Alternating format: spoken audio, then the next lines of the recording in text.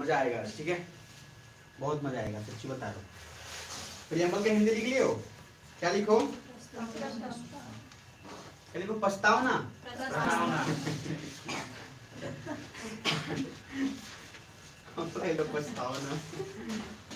मतलब जानते बुझते बोला होगा।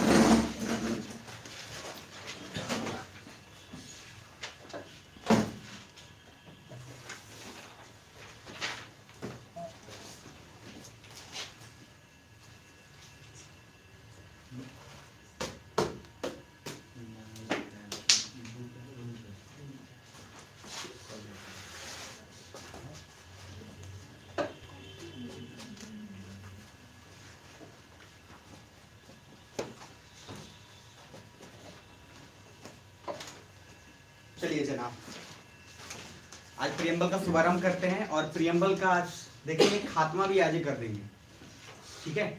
हालांकि देखेंगे, कमिटमेंट नहीं कर रहा मैं, क्योंकि प्रियम्बल जितना आपको लगता है जिस तरीके से आप पढ़े हैं उतना प्रियम्बल है नहीं, उसके बहुत अलग है और बहुत डेप्थ में।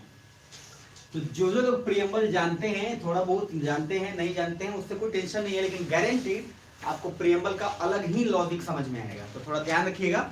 तो पहले एक पॉइंट लिखवा देता हूं, फिर आगे करेंगे। देखो समझा देता हूं, उसके बाद एक पॉइंट लिखवाऊंगा, फिर मैं एक ही बार में पूरा जाऊंगा और आपको उसी बीच बीच में लिखते रहना है खुद से। मैं टाइम नहीं दूंगा आज, ठीक है, क्योंकि आज मुझे एक ही फ्लो में खत्म करना होगा, नहीं तो बच जाएगा तो दिक्कत हो जाएगा। तो सर रेडी रहना, रेडी हो? जोर से बोलिए, सुनो। आगे देखो, नेक्स्ट। अब मान लो प्रियम्बल क्या है सर, समझो पहले। देखो हर किताब में बहुत सारे चैप्टर्स होते हैं, उस चैप्टर्स के पहले प्रस्तावना लिखा हुआ रहता है। अरे हर किताब में पहले प्रस्तावना लिखा हुआ होता है, समझ में आ रहा है? किताब लाए हो कोई? कोई भी किताब लिखा है, कोई नहीं लाए हो? तो किताब के पहले क्या लिखा रहता है, लेकिन उसका मीनिंग क्या होता है? प्रस्तावना का मीनिंग क्या होता है? देखो एक होता है एक्नॉलेजमेंट, ध्यान से समझना, एक्नॉलेजमेंट। आप कभी प्रोजेक्ट बनाते होंगे स्कूल में, तो आपको एक्नॉलेजमेंट वगैरह लिखने के लिए मिलता है। मतलब सीबीएसई स्कूल में, बिहार बोर्ड में जनरली नहीं दिया जाता है। बिहार बोर्ड में दिया जाता है तो लोग ऐसे बना देता है, पान का पत्ता बना देता है ज्यादातर। पान का पत्ता नहीं होता है, क्या बोलते थे, कैची का चित्र तो बोलते थे, कौन सा कला, अरे जो पेंटिंग का पेपर होता था तो कौन सा बोलते थे? नहीं, हस्तकला नहीं बोलते थे तो चित्रकला तो सूद हो गया, कुछ दूसरा नाम बोलते थे, मुझे ध्यान में नहीं आ रहा है। खैर उसमें पान का पत्ता वो लेके जाते थे और स्केच खरीद के लेके जाते थे। गांव में स्केच मिलता था 20 रुपए का पैकेट, उसमें इंटरेस्ट होता था, बाकी बनाना में इंटरेस्ट नहीं होता था। तो लिपा पोता कुछ वैसे ही होता था। तो एक्नॉलेजमेंट का यहाँ मीनिंग ऐसे समझो। देखो किसी भी किताब का पहला होता है मान लो इंट्रोडक्शन, फिर उसके बाद मान लो उस किताब में बीच में जो कंटेंट है होगा बॉडी, सुना। अब उसी तरीके से बॉडी के बाद क्या होगा, एक कंक्लूजन होता है। अरे हाँ है ना, पहले देख लो ध्यान से, उसके बाद समझना। तो इंट्रोडक्शन, बॉडी, कंक्लूजन। उसी तरह से प्रियम्बल को समझो। प्रियम्बल एक इस टाइप का कॉन्सेप्ट है कि सर उसके अंदर एक कॉन्स्टिट्यूशन है जिसमें बहुत सारा चीज लिखा हुआ है, सुनो ध्यान से। और कॉन्स्टिट्यूशन में बहुत सारा चीज होने के बावजूद शुरुआत में लिखा रहता है कि इस किताब के अंदर आपको क्या क्या मिलेगा। जैसे यू कैन विन पढ़े हो, तो यू कैन विन के भी शुरुआत में आपको क्या लिखा हुआ है कि इस किताब में क्या है, इस किताब में कैसे पढ़ना है, थोड़ा बहुत उसमें हिंट दिया होगा। अगर शुरुआत में कुछ पढ़ा होगा तो पढ़े हो, शुरुआत में कुछ कितना पढ़े हैं तो सर उसमें, हाँ तो उसमें शुरुआत में लिखा रहता है। तो प्रियम्बल भी कुछ वैसा ही है। आप कॉमन सेंस से सोचो, संविधान में पूरा डिटेल लिखा हुआ है और प्रियम्बल में क्या बोला गया कि प्रियम्बल ये बताएगा कि संविधान में है क्या क्या। सुन रहे हो? तो मैं एक बार और बता देता हूं लास्ट बार, और समझो। प्रियम्बल का सिंपल मीनिंग है कि एक तरीके से इंट्रोडक्शन जो ये बताता है कि इसके अंदर, इस किताब में क्या क्या होगा। और ये किताब में क्या क्या होगा, इसलिए ये प्रियम्बल पहले होगा कि बाद में होगा? पहले होगा। अब आमतौर पे प्रियम्बल पहले होगा ही, और उसके पीछे बहुत सारे कारण। अब इंटरेस्टिंगली समझ लो, मैंने आपको बोला था एक पॉइंट अब लिखो सबसे पहले, फिर समझना कहानी के रूप में। ऐसा लिखना प्रियम्बल, और प्रियम्बल में लिख के लिखना ऑब्जेक्टिव रेजोल्यूशन, पहले लिख लो जिस तरह से बोल रहा हूं, इसका हिंदी आपको करना है, गूगल ट्रांसलेटर का इस्तेमाल करिए चाहे डिक्शनरी का। Objective resolution of 1946 given by Jawaharlal Nehru.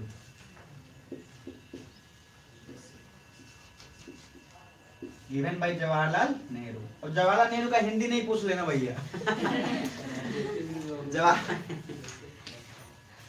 तो क्या लिखना है? Objective resolution given by Jawaharlal Nehru.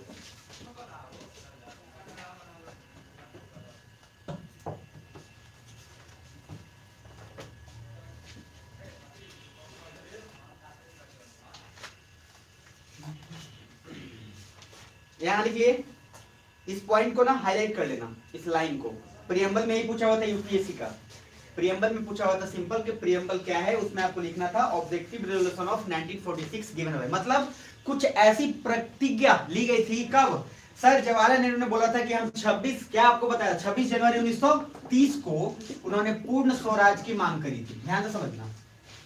और 1946 जो है वो जवाहरलाल नेहरू ने, मैंने क्या बोला इधर, एक बना था कॉन्स्टिट्यूएंट असेंबली।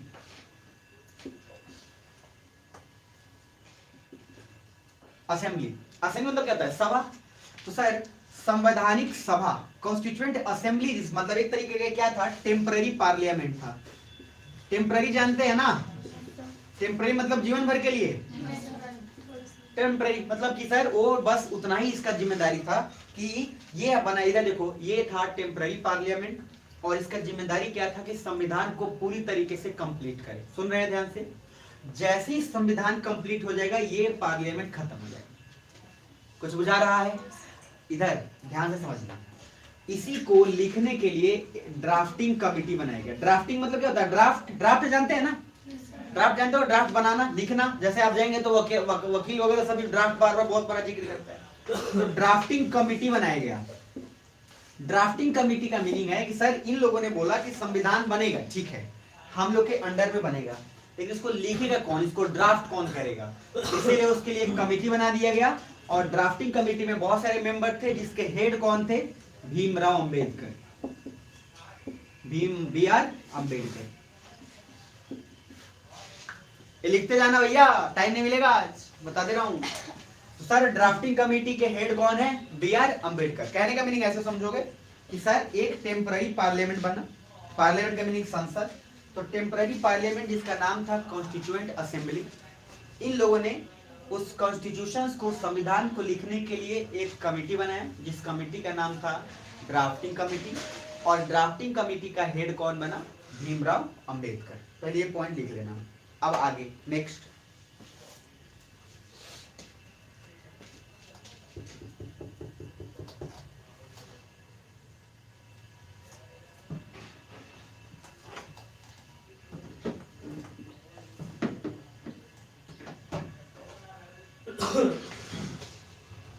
यहां तक हो गया जी? मैंने आपको बोला था कि सर संविधान जो है 1946 में पूरी तरीके से तैयार हो गया था, पूरी तरीके से, थोड़ा बहुत नहीं, पूरी तरीके से। तो सर जवाहरलाल नेहरू आए और वही बोले कि क्या यार बी आर अम्बेडकर, कुछ हमारा भी व्यवस्था करो, क्योंकि हम इतना मेहनत किए हैं, कुछ करो। इसीलिए सर क्या बोला गया कि प्रियम्बल जो बनाया गया है वो किस पे बेसिस पे, क्या नाम दिया गया? Jawaharlal Nehru, objective resolution of 1946 given by Jawaharlal Nehru. तो भीमराव अंबेडकर ने सर बोल दिया कि प्रियम्बल इसी तर्ज पे बना है जो जवाहरलाल नेहरू ने 1946 में कुछ बताया। और कुछ बताया क्या? तो सिर्फ एक ही चीज बताया कि सर किस ढंग से इधर प्रियम्बल में क्या क्या ऐसा होना चाहिए, मतलब कि जो बताए कि संविधान के अंदर क्या है। मतलब किताब का एक तरीके से इंट्रोडक्शन, किताब का कवर पेज, किताब के कवर पेज में बहुत कुछ नहीं लिखा रहता कि इस किताब में क्या क्या है, ठीक है, इस किताब में सीडी है, इस किताब में वीसीआर है, इस किताब में डीवीडी है, भाई कुछ भी है। मतलब मैं उसकी बात नहीं कर रहा, कंटेंट की बात कर रहा हूँ कि इस किताब को पढ़ने के बाद आपको ये मिलेगा, फलना ढेगाना मिलेगा। तो कहने का लॉजिक है कि सर प्रियम्बल एक तरह से इंट्रोडक्शन हुआ जो बताता है कि संविधान के अंदर क्या लिख रहा है। किसके द्वारा दिया गया?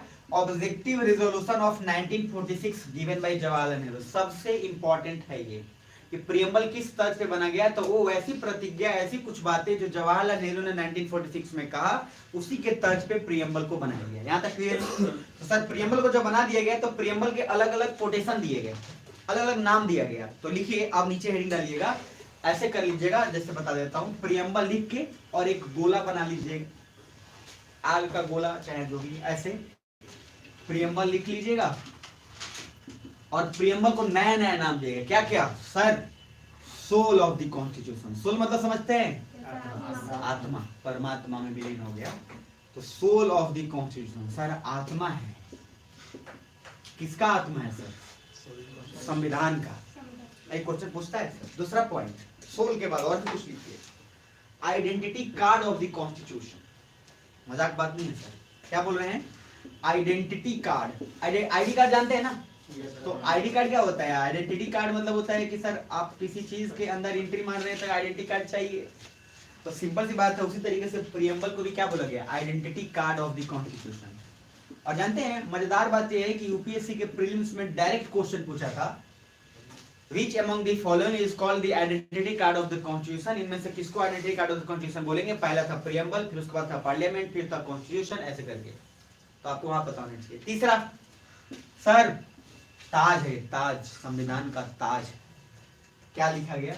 Jewel of the constitution. Jewel, jewellery जानते हैं ना? तो ज्वेल ऑफ द कॉन्स्टिट्यूशन ताज है सर संविधान का। ये सारा नाम किसको मिला हुआ है सर? प्रियम्बल को। मजाक बात नहीं है सर। एक और लिख लीजिए, चौथा,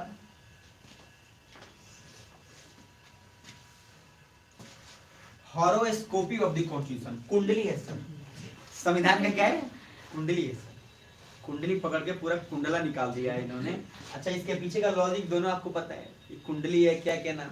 जो चीज याद रखिएगा इस दुनिया में गलत है, उसको नाम हमेशा अच्छा देने की कोशिश की गई है।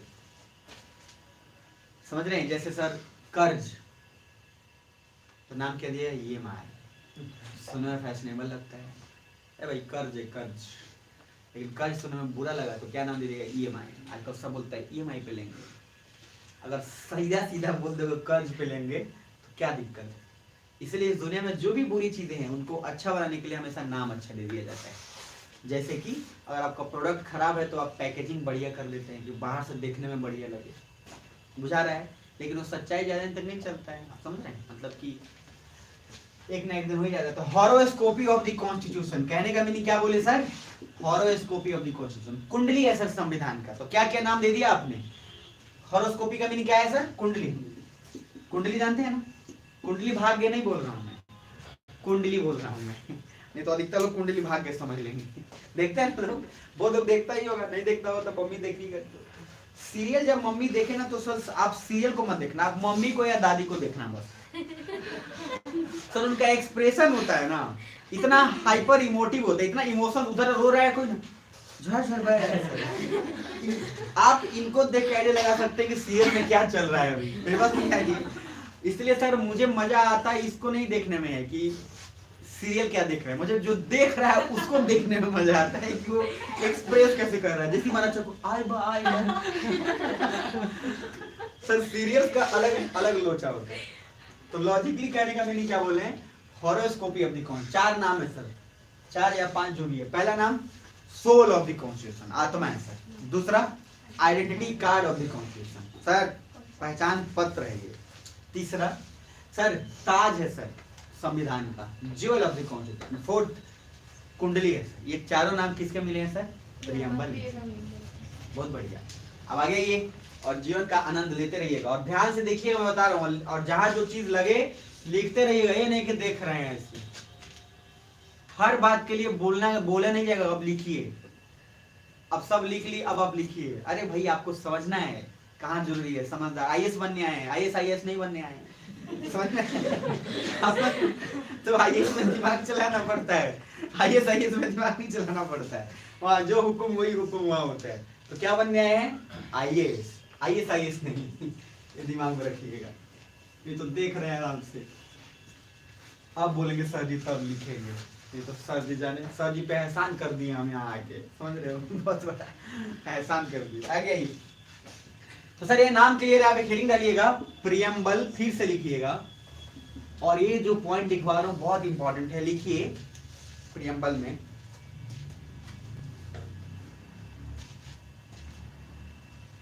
26 नवंबर 1949, 26 नवंबर 1949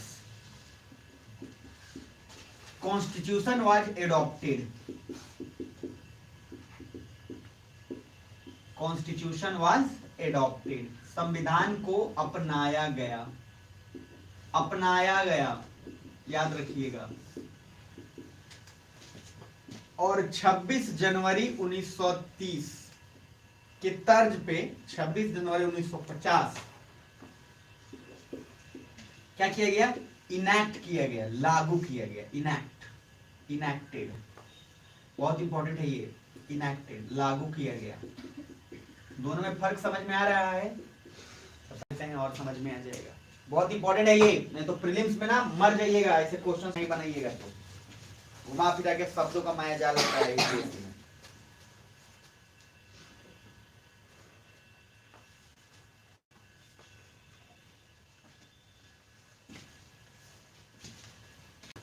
देखिए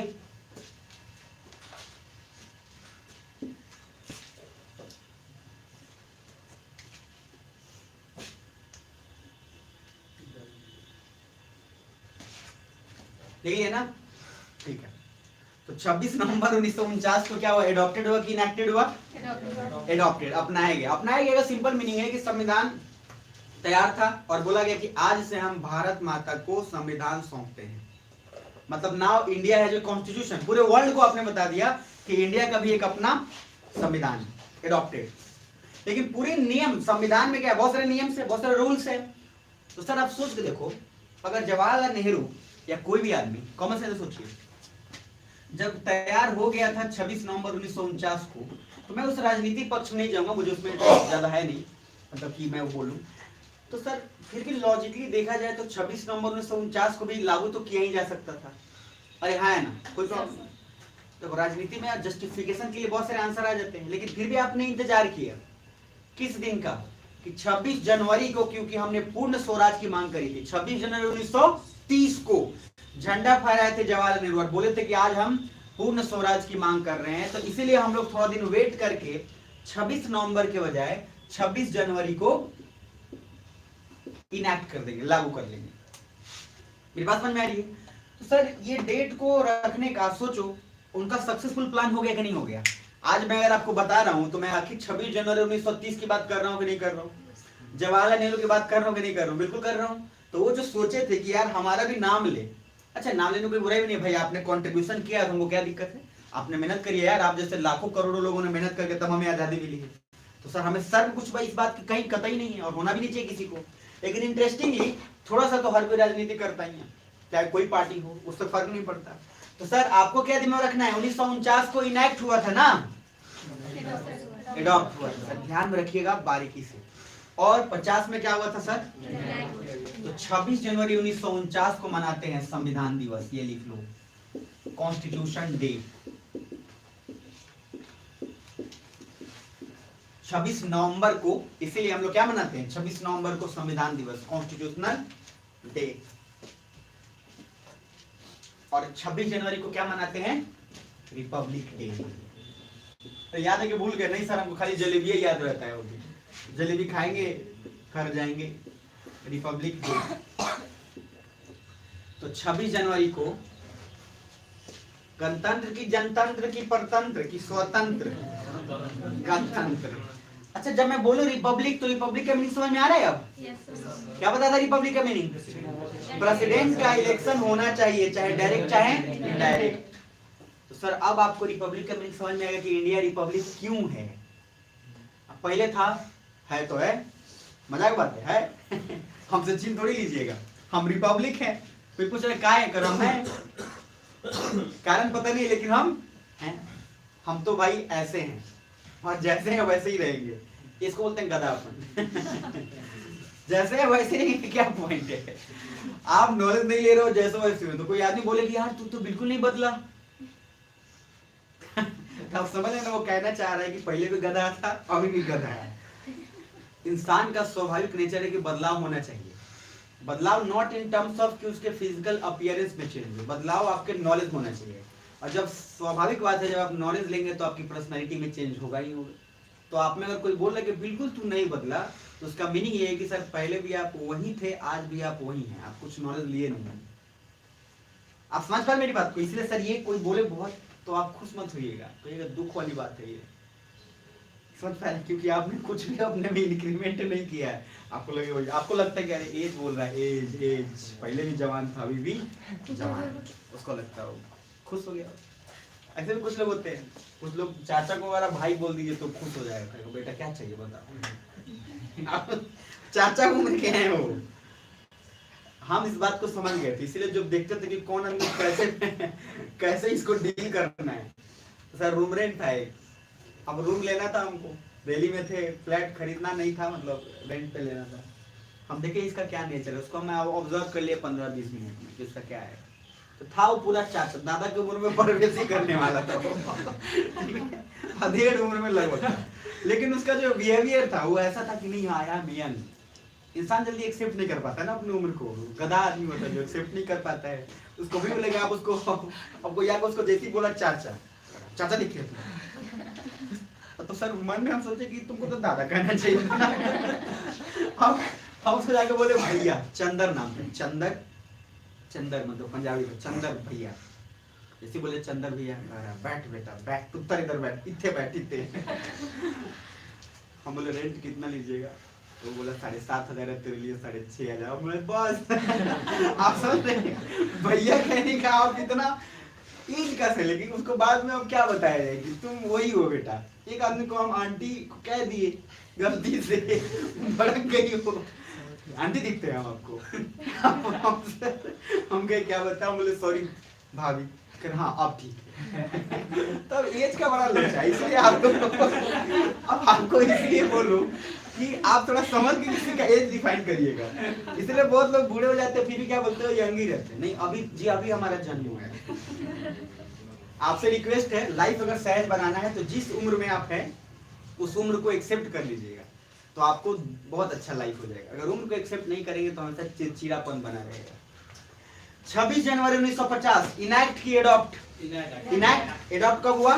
26 नवंबर 1949। ध्यान क्लियर है? आगे आते हैं और सब खत्म करते हैं।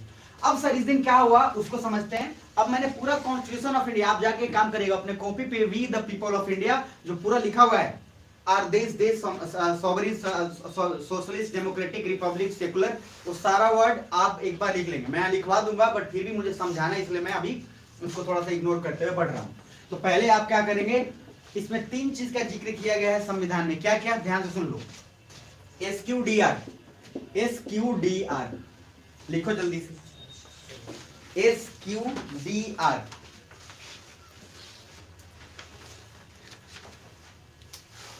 तो कॉन्स्टिट्यूशन डे को कानून दिवस भी बोलते हैं, लॉ डे भी बोलते हैं। कहीं कहीं अगर कॉन्स्टिट्यूशन डे की जगह पे लॉ डे लिखा रहते हैं, बताना नहीं बताए थे। मतलब संविधान दिवस को कानून दिवस भी बोलते हैं, लॉ डे भी बोलते हैं, ये याद रख लेना, ठीक है जी? हाँ, लॉ डे। अब मजा आएगा, समझना है SQDR क्या है। SQ है तो एक S का मतलब है सोवरीन, संप्रभु।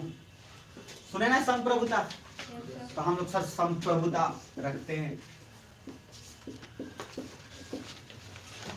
दूसरा सोवरीन के बाद सोशलिस्ट, फिर एस मतलब सेकुलर। सोशलिस्ट मतलब क्या? समाजवाद। हम लोग समाजवाद में है कि पूंजीवाद में? हम लोग समाजवाद है। सेकुलर मतलब होता है धर्मनिरपेक्ष, हम लोग किसी हर धर्म को बराबर रूप से मानते हैं, धर्मनिरपेक्ष। तो SQ हो गया। D मतलब है डेमोक्रेटिक, यानी कि डेमोक्रेसी, और R मतलब है रिपब्लिक, ठीक है जी? तो we the people of India having solemnly resolved to constitute India into a sovereign socialist secular democratic republic, ठीक है जी? ये पूरे कॉन्स्टिट्यूशन में वर्ड लिखा गया है, justice, liberty, fraternity and brotherhood, ये पूरा है कि हम भारत के वासी, संप्रभुता, ठीक है? उसके बाद अखंडता, अखंडता तो अलग है ही सर, लेकिन समाजवाद, सोशलिस्ट, सेकुलर, धर्मनिरपेक्ष, उसके बाद डेमोक्रेटिक, राजतंत्र, राजतंत्र प्रजातंत्र, प्रजातंत्र, उसके बाद सर रिपब्लिक, गणतंत्र प्लस भाईचारा, लिबर्टी, आजादी, जस्टिस, न्यायपूर्ण ढंग से इस चीज को करते हैं। सुन पा रहे ध्यान से? तो सर हम अब इसमें 5 वर्ड जो सबसे इंपॉर्टेंट है उसको पकड़ेंगे, यानी कि कौन कौन सा हो गया? ये SQDR, रिपीट करो मेरे साथ। एक इसका क्या है? जल्दी रिपीट करो। सॉवरिन, संप्रभुता, फिर एस मतलब सोशलिस्ट, फिर सेकुलर धर्मनिरपेक्ष, डेमोक्रेटिक, रिपब्लिक। इधर देखो मेरी तरफ।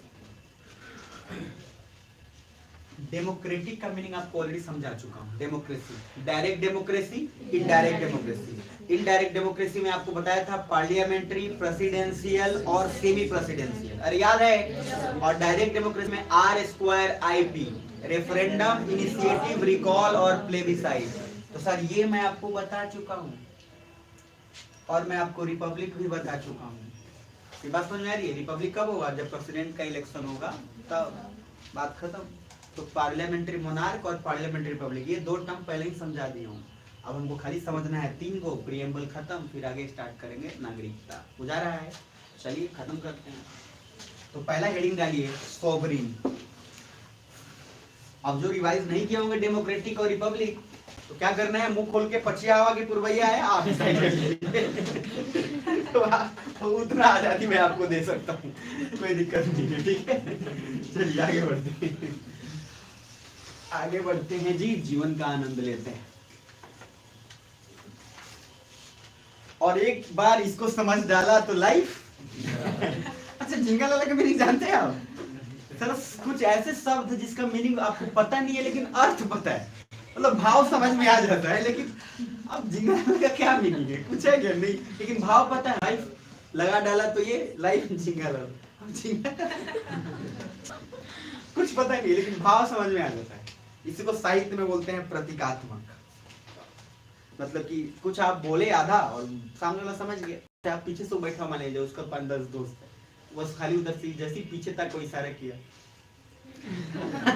अब दोनों थोड़ी देर बाद उठ के बाहर चले तो बोला वो भी कुछ नहीं, ये भी कुछ बोला नहीं, लेकिन दोनों समझ गए कि क्या करना है वैसा ही इशारा बहुत होता है, आप लोग तो जानबे कर, आप लोग तो बेहतर आपको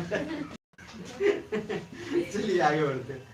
तो लिखिएगा सॉवरिन, सॉवरिन संप्रभुता, ठीक है जी? इसका मीनिंग समझो। पहले एक लाइन लिख लो सॉवरिन का, freedom from influence, freedom from influence, एकदम इसको हाईलाइट कर लेना। मैं जितने शब्द का पहला मीनिंग लिख रहा हूं वो आपके लिए प्री के लिए सबसे ज्यादा जरूरी है। फ्रीडम मतलब होता है आजादी, फ्रॉम इन्फ्लुएंस, इन्फ्लुएंस मतलब किसी के भी बातों में नहीं आना।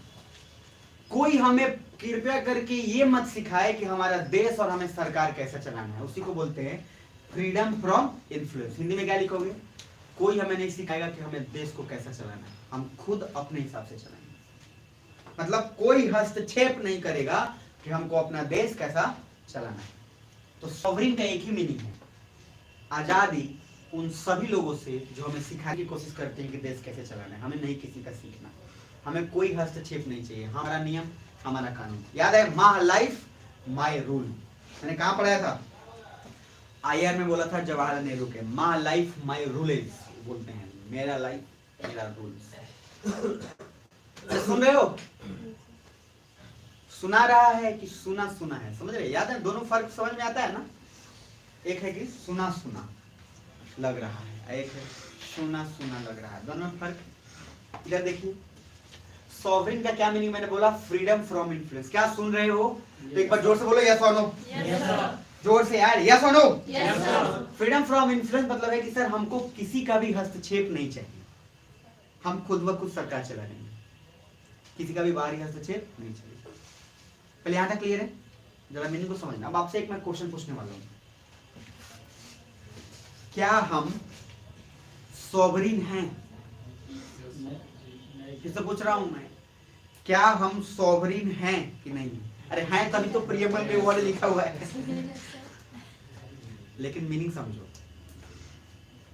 इसको अलग कॉन्टेक्स्ट में समझना है। आजकल क्या है, हम लोग ना चाहते हुए भी सॉवरिन तो हैं, लेकिन जिस तरीके से सॉवरिन हैं वो चेंज हो चुका है। कैसे देखो, इधर देखिए, आप जानते हैं ग्लोबलाइजेशन क्या होता है? तो ग्लोबलाइजेशन क्या होता है? जैसे ग्लोबलाइजेशन मतलब औपनिवेशीकरण। औपनिवेशीकरण में आजकल क्या है कि सर आपका कंपनी, मान लीजिए अमेरिका की कोई कंपनी का जींस है, वो इंडिया में इजीली मिल रहा है, अरे है ना? इंडिया का भी कोई चीज इजीली वहां मिल जा रहा है। तो सर ग्लोबलाइजेशन का एक फायदा और एक नुकसान क्या है कि सर इसमें सब कुछ इंटरमिक्स हो गया। आज देखो, इंडिया ने लोन लिया मान लो यूएसए से या वर्ल्ड बैंक से या मान लो आईएमएफ से, अभी बस ये समझ लो इंटरनेशनल मॉनेटरी फंड, इन लोगों ने लोन किसको दिया? इंडिया को। अरे सुन रहे हो? तो आपको नहीं लगता कि जब ये लोन देंगे तो ये जरूर कुछ ना कुछ बोलेंगे कि तुम, अगर हम तुम्हें लोन दे रहे हैं तो तुम ऐसा करो ताकि वो और भला हो? अरे है ना? कहने का सिंपल मीनिंग है, लोन जब देंगे तो क्या ये बता रहे हैं आपको कि कैसे सब कहीं देखो, तो यूएसए ने लोन दिया तो बोला क्या कि मेरा गूगल भी तुम्हारे पास जाएगा, फेसबुक भी तुम्हारे यहाँ जाएगा, ट्विटर, ये सब कुछ जो भी है आपका व्हाट्सएप, ये सब कुछ तुम्हारे यहाँ जाएगा, तुमको बिजनेस करने देना है, हाँ या ना? तो हम चाहते हुए या ना चाहते हुए इनको रोक पाए क्या? तो फिर हम कहेगा सोवरिन।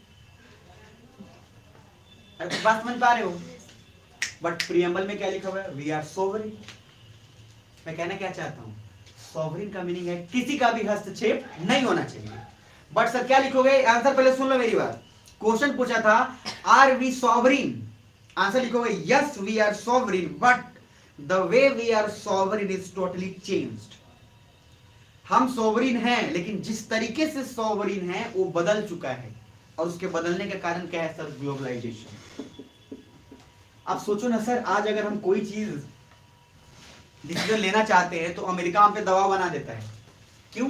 क्योंकि सर अमेरिका ने हमें लोन, हमें बहुत सारे सुविधा प्रदान किया है, और हम ना चाहते हुए उसको मना नहीं कर पाते। ये कुछ वैसा है घर में कि आप घर में हैं, कोई एक आदमी कमा रहा है, वो आपको पैसा दे रहा है, ठीक, may be your father, your brother, your sister, anyone, mummy papa जो भी पैसा कमा रहा है, और आप चाहते हो कि पापा मैं ये करूं, लेकिन पापा एक पॉइंट ऑफ टाइम के बाद तो जरूर आपको बोलेंगे कि नहीं बेटा तू ये कर, और आपको मानना पड़ेगा, नहीं मानना पड़ेगा?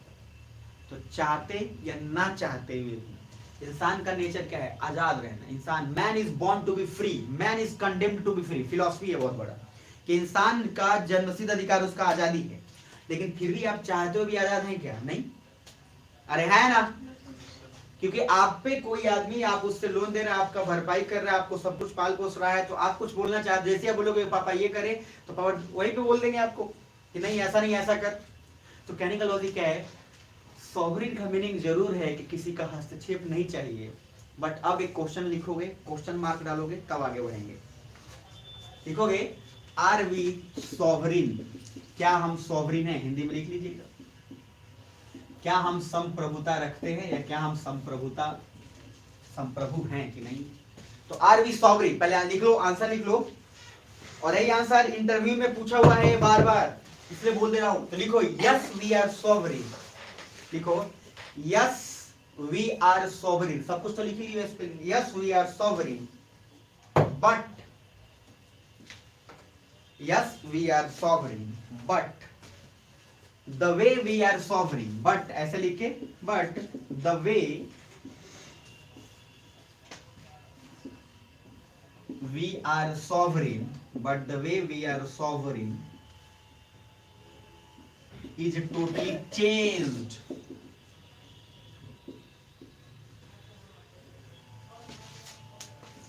Yes, we are sovereign, but the way we are sovereign is totally changed. तो समझ में आ रहा है? Totally change. और क्यों चेंज हो रहा है? बिकॉज ऑफ, पहले लिख लेना बिकॉज, ये तो लिख लेना, पहला पॉइंट इसमें लिख लेना, because first due to globalisation. क्या? Due to globalisation. ग्लोबलाइजेशन कैसे लिख लीजिएगा? ग्लोबल ऐसे लिख लीजिए, GLOBAL, ग्लोबल, और आइजेशन लगा दीजिए उसमें। औपनिवेशीकरण, ग्लोबलाइजेशन का ठेठ भाषा में एक ही मीनिंग है कि जब समाज एक जगह से दूसरी जगह बहुत इजीली इंटरकनेक्टेड आराम से हो जाए। और सर आज देखो ना, हम, आपको नहीं लगता दूसरा पॉइंट इंटरडिपेंडेंट, इंटरडिपेंडेंट मतलब क्या होता है? एक दूसरे पे आश्रित। अरे है ना? तो आजकल हम चाहते ना चाहे तो भी एक दूसरे पे तो आश्रित है ही है सर, है ना। हमको अमेरिका से मदद लेना ही पड़ेगा किसी चीज के लिए, कभी फ्रांस से मदद लेना पड़ जाएगा, कभी सऊदी अरब से मदद लेना पड़ जाएगा। तो हम ना चाहते हुए क्या है, इंटरडिपेंडेंट। और जब हम इंटरडिपेंडेंट होंगे तो उसका रोल, उसका डिसीजन हम पे जरूर असर करेगा। इसलिए हम सॉवरिन तो जरूर हैं, बट जिस तरीके से हैं वो चेंज। क्योंकि पहले सॉवरिन का मीनिंग अलग था। क्यों? क्योंकि पहले सर जब इंडिया आजाद हुआ था तो अमेरिका चाहता था हमसे मिल जाए, याद करो कोल्ड वॉर। रसिया चाहता था हमसे मिल जाए, तो हम किसी से मिले क्या? नहीं। उस समय एक रूल चलता था, नॉन अलाइंड मूवमेंट, एनएएम नाम। तो नॉन अलाइंड मूवमेंट मतलब नेहरू जी ने बोला था हमको किसी से नहीं जुड़ना है। तो हम किसी का हस्तक्षेप चाह रहे थे क्या? नहीं। लेकिन आज सॉवरिन वर्ड प्रियम्बल में है, लेकिन जो मीनिंग है वो क्या नहीं आपको लगता कि चेंज हो गया? अरे हाँ है ना।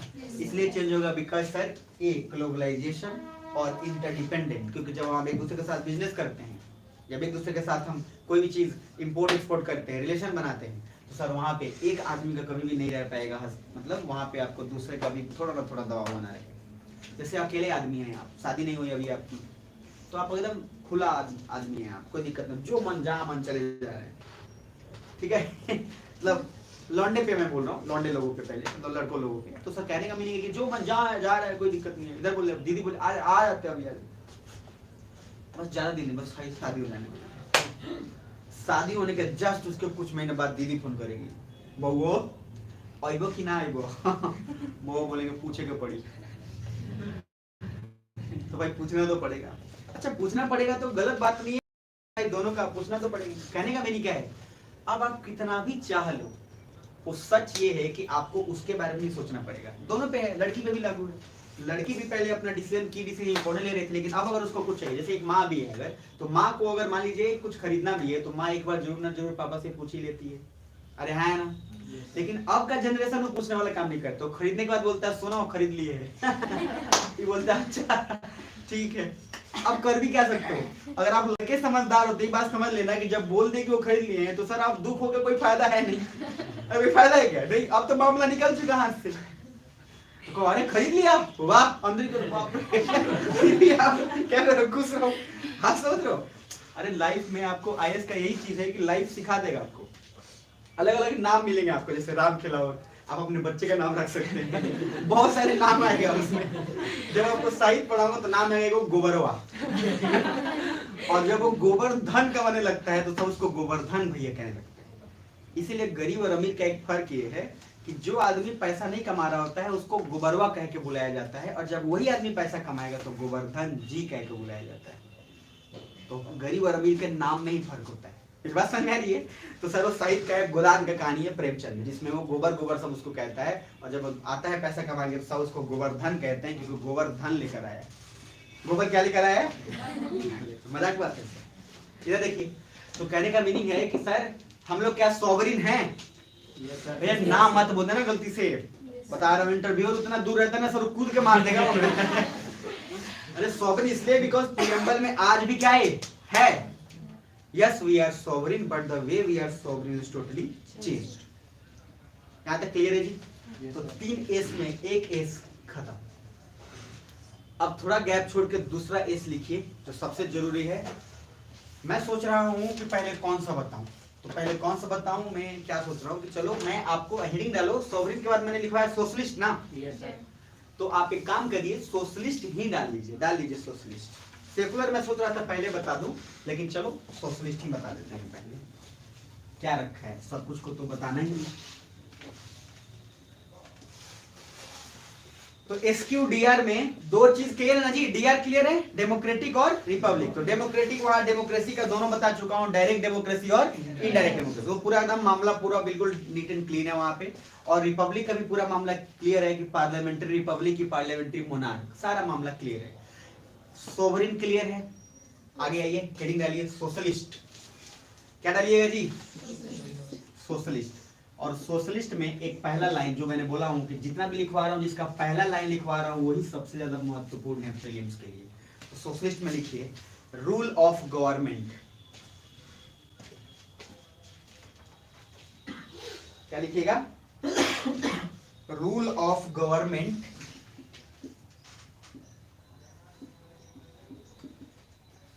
In the welfare of people, rule of government in the welfare, यहां लिख दिया हूं। वेलफेयर का मीनिंग क्या होता है? भलाई, मतलब सरकार का शासन ताकि लोगों का भला हो जाए, उसी को बोलते हैं सोशलिस्ट, समाजवाद। Rule of government in the welfare of people, मतलब लोगों की भलाई के लिए पावर में कौन आएगा? सरकार की आम आदमी? सरकार। अब दो तरीका है, ये देखो और समझो, मुझे बताना जरा, इधर चलिए लिख लिए। अच्छा बोर तो हो रहे हो क्या? इधर देखना सर, अभी आने वाला है कॉन्सेप्ट। इधर मान लो ये रहा यूएसए, ये रहा हमारा प्यारा भारत। मुझे बताना बस खाली ऐसे ही कॉमन सेंस, अभी कुछ बताया नहीं हूं बट आप, मैं देखना चाहता हूं आपको लगता है कि यूएसए कैपिटलिस्ट है कि सोशलिस्ट है? कैपिटलिस्ट का हिंदी होता है पूंजीवाद, ठीक है, जो सिर्फ को सिर्फ इंटरेस्ट इस बात में हो कि खाली प्रॉफिट कमाना चाहता है, उसको आपसे घंटा कोई फर्क नहीं है, बुझा रहे? वो आपसे रिलेशन इसीलिए रखा हुआ है क्योंकि आपसे व्यापार करके क्या कमाना चाहता है? मुनाफा। उसको क्या बोलते हैं? पूंजीवाद। आपका क्या होगा नहीं होगा, मरिएगा जिएगा आप जानिए। मैंने पूंजीवाद का भी सिंपल सा भाषा में समझना है आपको, क्या कि जो सिर्फ और सिर्फ किसके बारे में सोचे? प्रॉफिट के बारे में।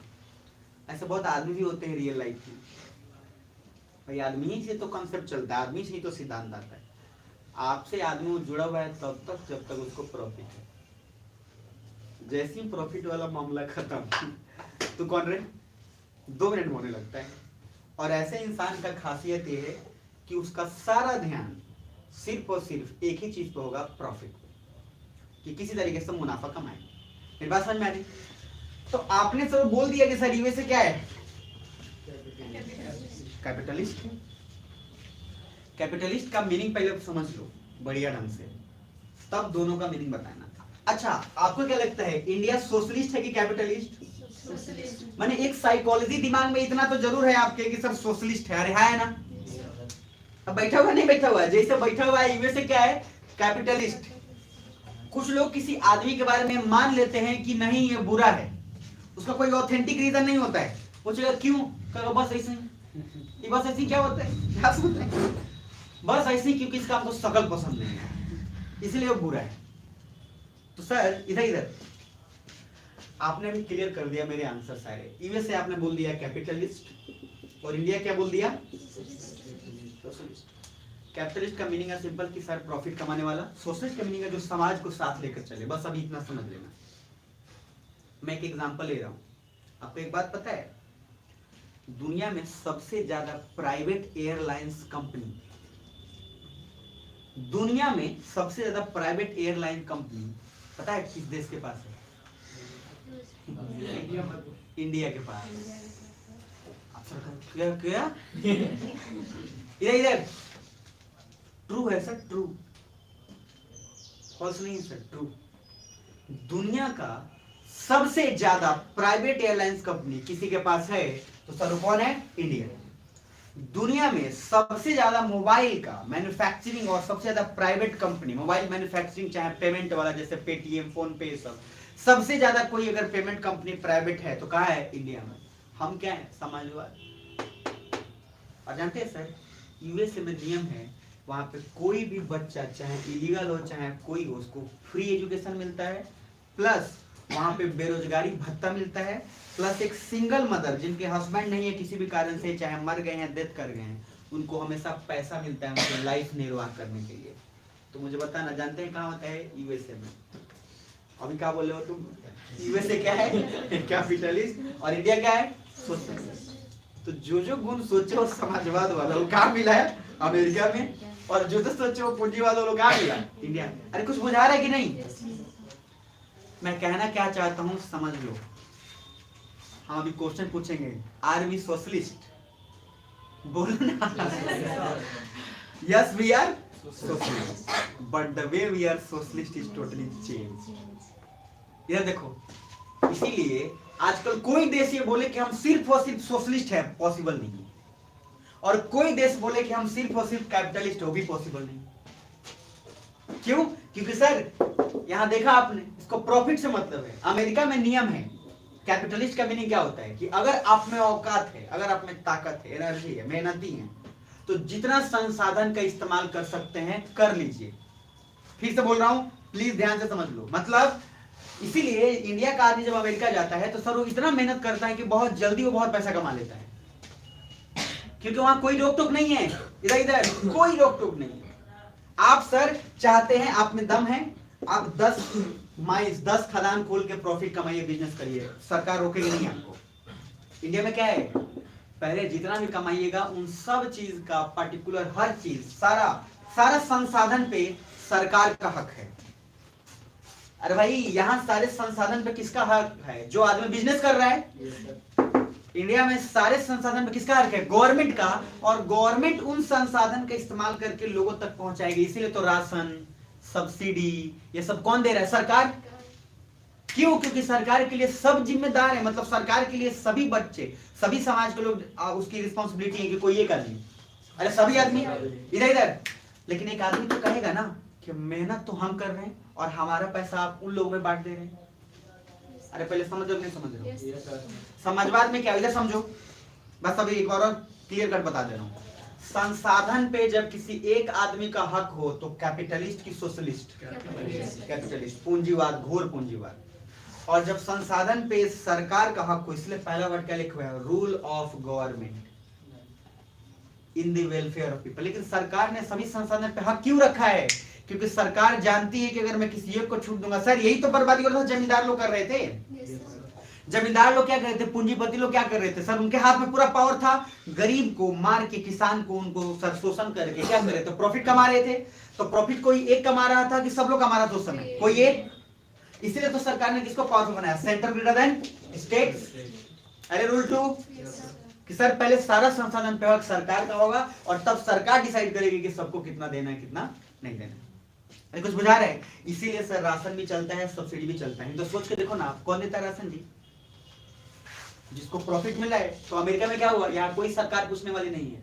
सरकार ने सिंपल बोला है कि ये रहा आपका संसाधन, जितना आप यूज कर सकते हैं करिए। जो ज्यादा यूज कर सकता है, जो ज्यादा प्रॉफिट कमा सकता है कमाए, बात खत्म। प्रॉफिट कमाइए, टैक्स दीजिए, बात खत्म। वहां पे सरकार इस बात की कोई जिम्मेदारी नहीं लेती है। 100 लोगों में से 2 लोग कमा रहे हैं, इधर देखो 98 लोग भूखे हैं, भूखे मरे, कोई दिक्कत नहीं। तो एक बात बताना, इस केस में जो गरीब है वो और गरीब होता चला जाएगा और जो अमीर है वो और अमीर होता जाएगा। अरे है ना? अरे यस और नो? लेकिन सर अगर समाजवाद की बात करें तो यहाँ तो नहीं चलेगा। क्यों? क्योंकि अगर आप ज्यादा कमाइएगा भी तो आपका पैसा पे हक किसका है? सरकार का। और सरकार उस पैसा को उन लोगों को भी देगी जिनके पास खाने के लिए नहीं। कुछ बुझा रहा है? तो कहने का लॉजिक है कि समाजवाद और पूंजीवाद, इधर समझ लो। सर देखो, कहने के लिए तो सिर्फ एक शब्द ही पढ़ रहे हैं ना हम लोग। क्या पढ़ रहे हैं? सोशलिस्ट। अरे क्या पढ़ रहे हैं? सोशलिस्ट। लेकिन सोशलिस्ट के अंदर भी बहुत कुछ है। तो सोशलिस्ट का उल्टा सीधा एक ही मीनिंग है। क्या? सबसे पहले लिखो, अब क्या करना, ऐसे लिखना जैसे बता रहा हूँ वैसे ही। और फिर नाफा, नुकसान, फायदा आप लिख लेना अपने से। एक तरफ ऐसे लिखो सोशलिस्ट, चाहे ऐसे लिख लो, एक तरफ लिख लो कैपिटलिस्ट और एक तरफ ऐसे लिख लो सोशलिस्ट। कैपिटलिस्ट के बाद क्या लिखोगे? सोशलिस्ट। बुझा रहा है?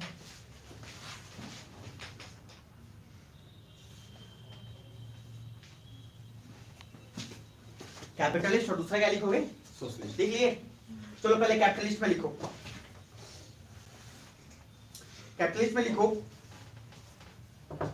और एक एक चीज लिखवाना पड़ेगा आपको। चलो लिख लो, फिर देखते हैं।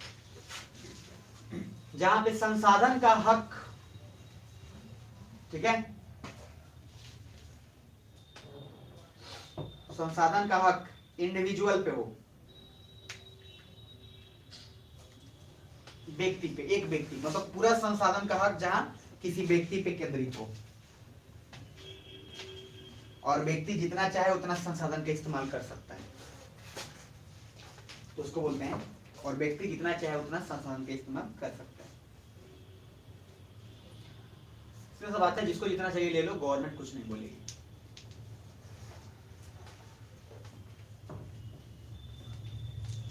सोशलिस्ट में लिखो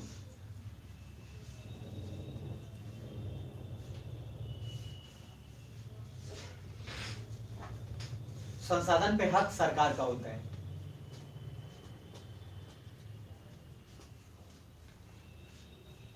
संसाधन पे हक सरकार का होगा और सरकार उस संसाधन को जैसे इस्तेमाल करना चाहेगी वैसे करेगी, जिसको देना होगा देगी।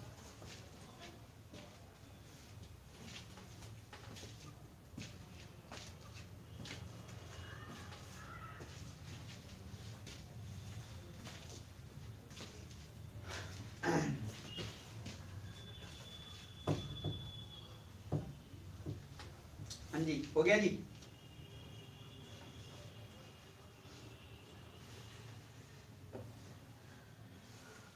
देख लिए, यहाँ लिखना है एग्जाम्पल में।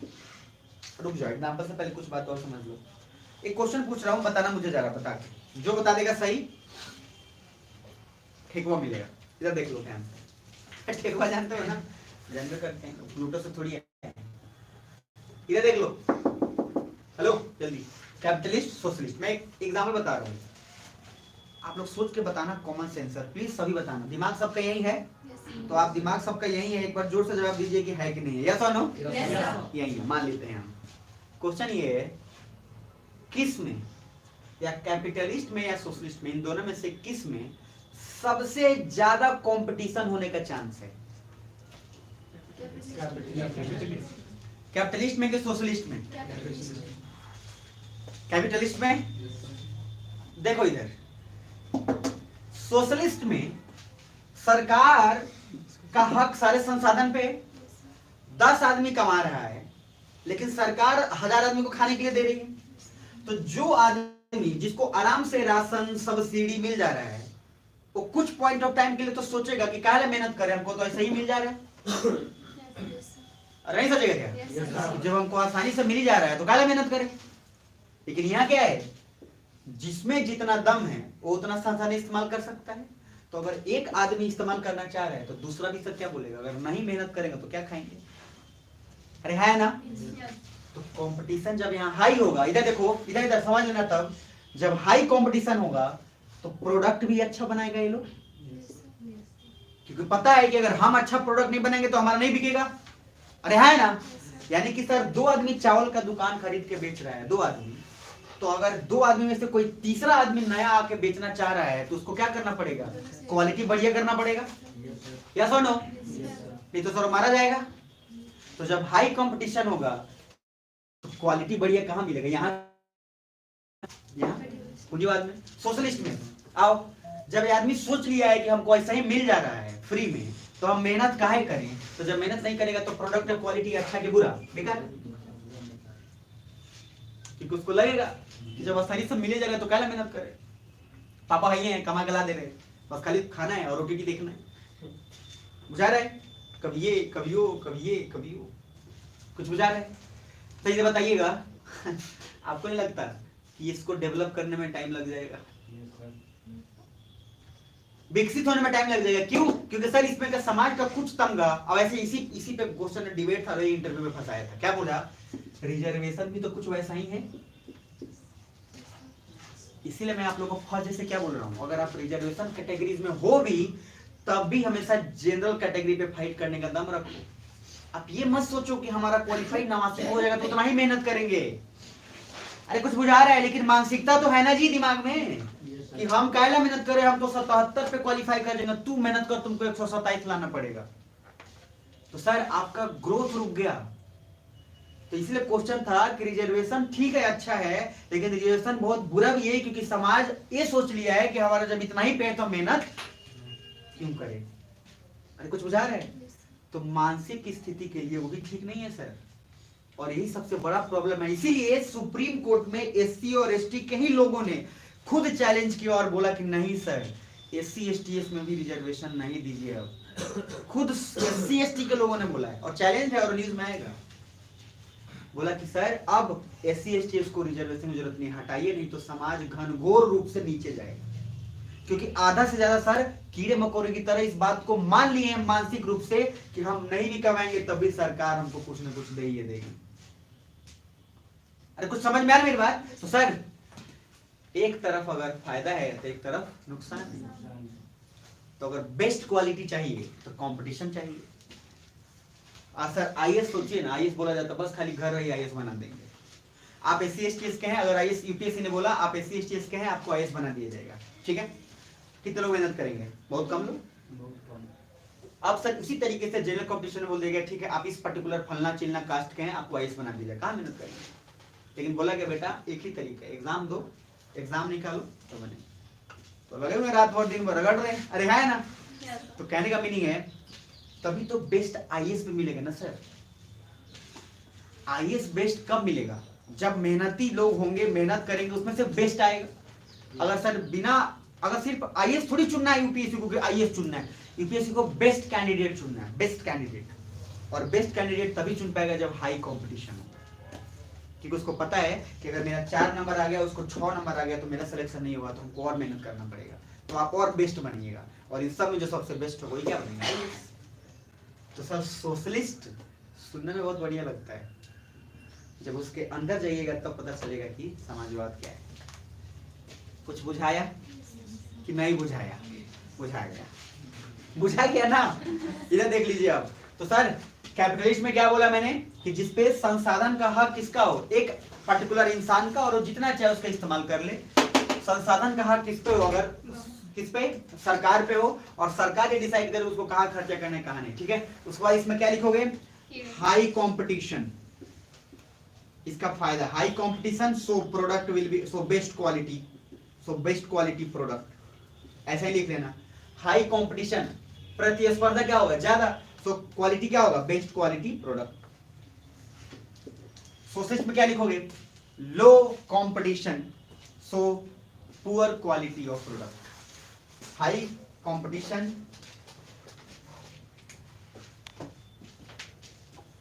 High competition, quality best quality.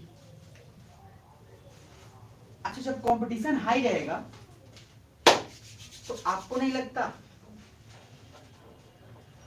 कि प्राइस भी थोड़ा सस्ता होगा?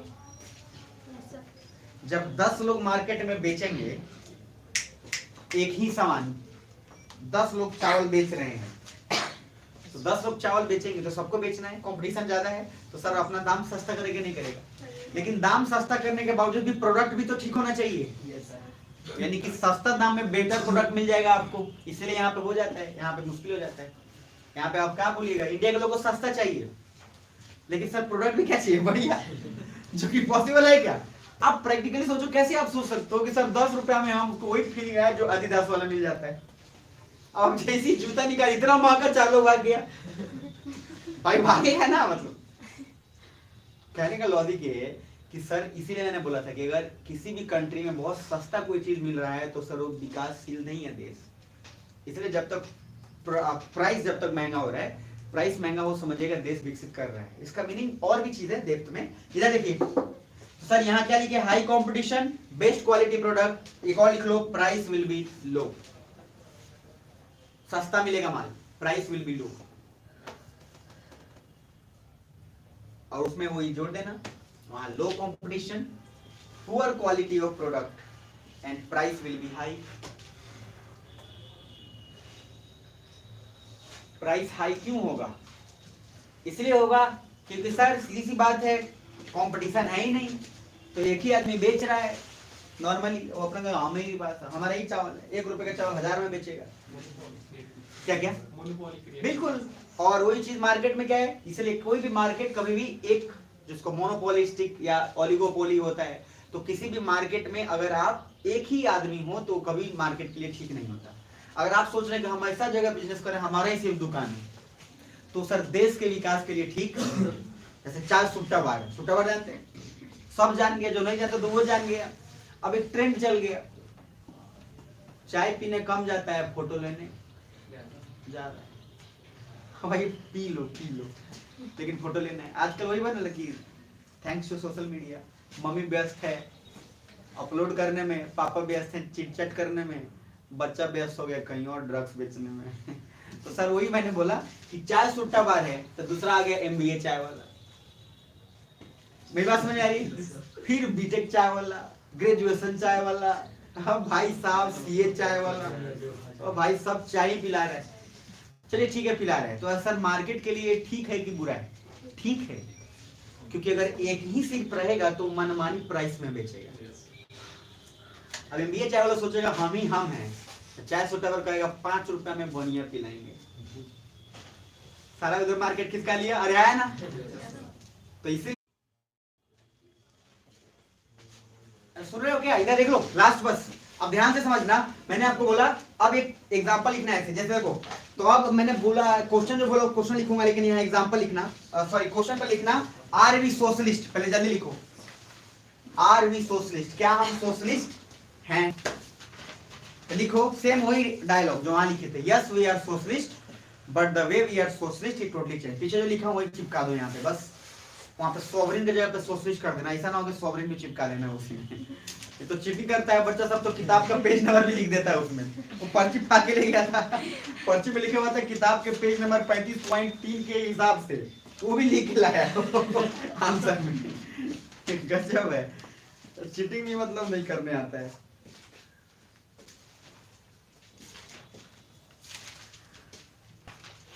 देखिए मालिक लोग, अच्छा महाजन, सॉरी महाजन महाराज और महारानी।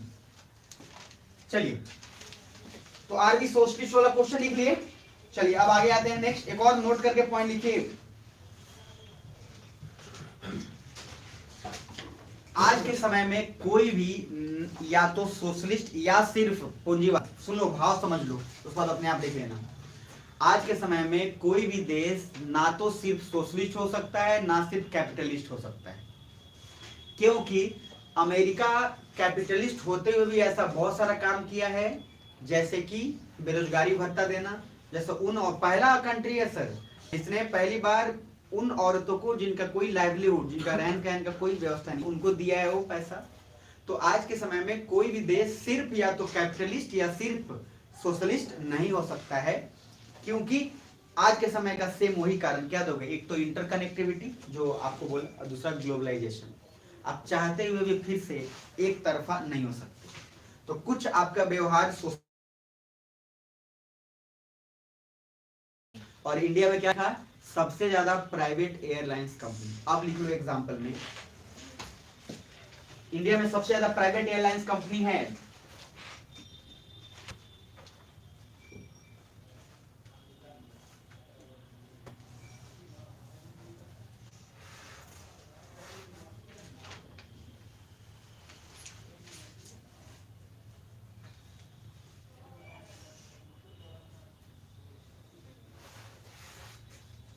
अब एक पॉइंट यहाँ पे लिख लो, अपने से अपने भाषा में लिख लो, लिख ही लोगे ना, भाव समझ गए हो तो लिख ही लोगे।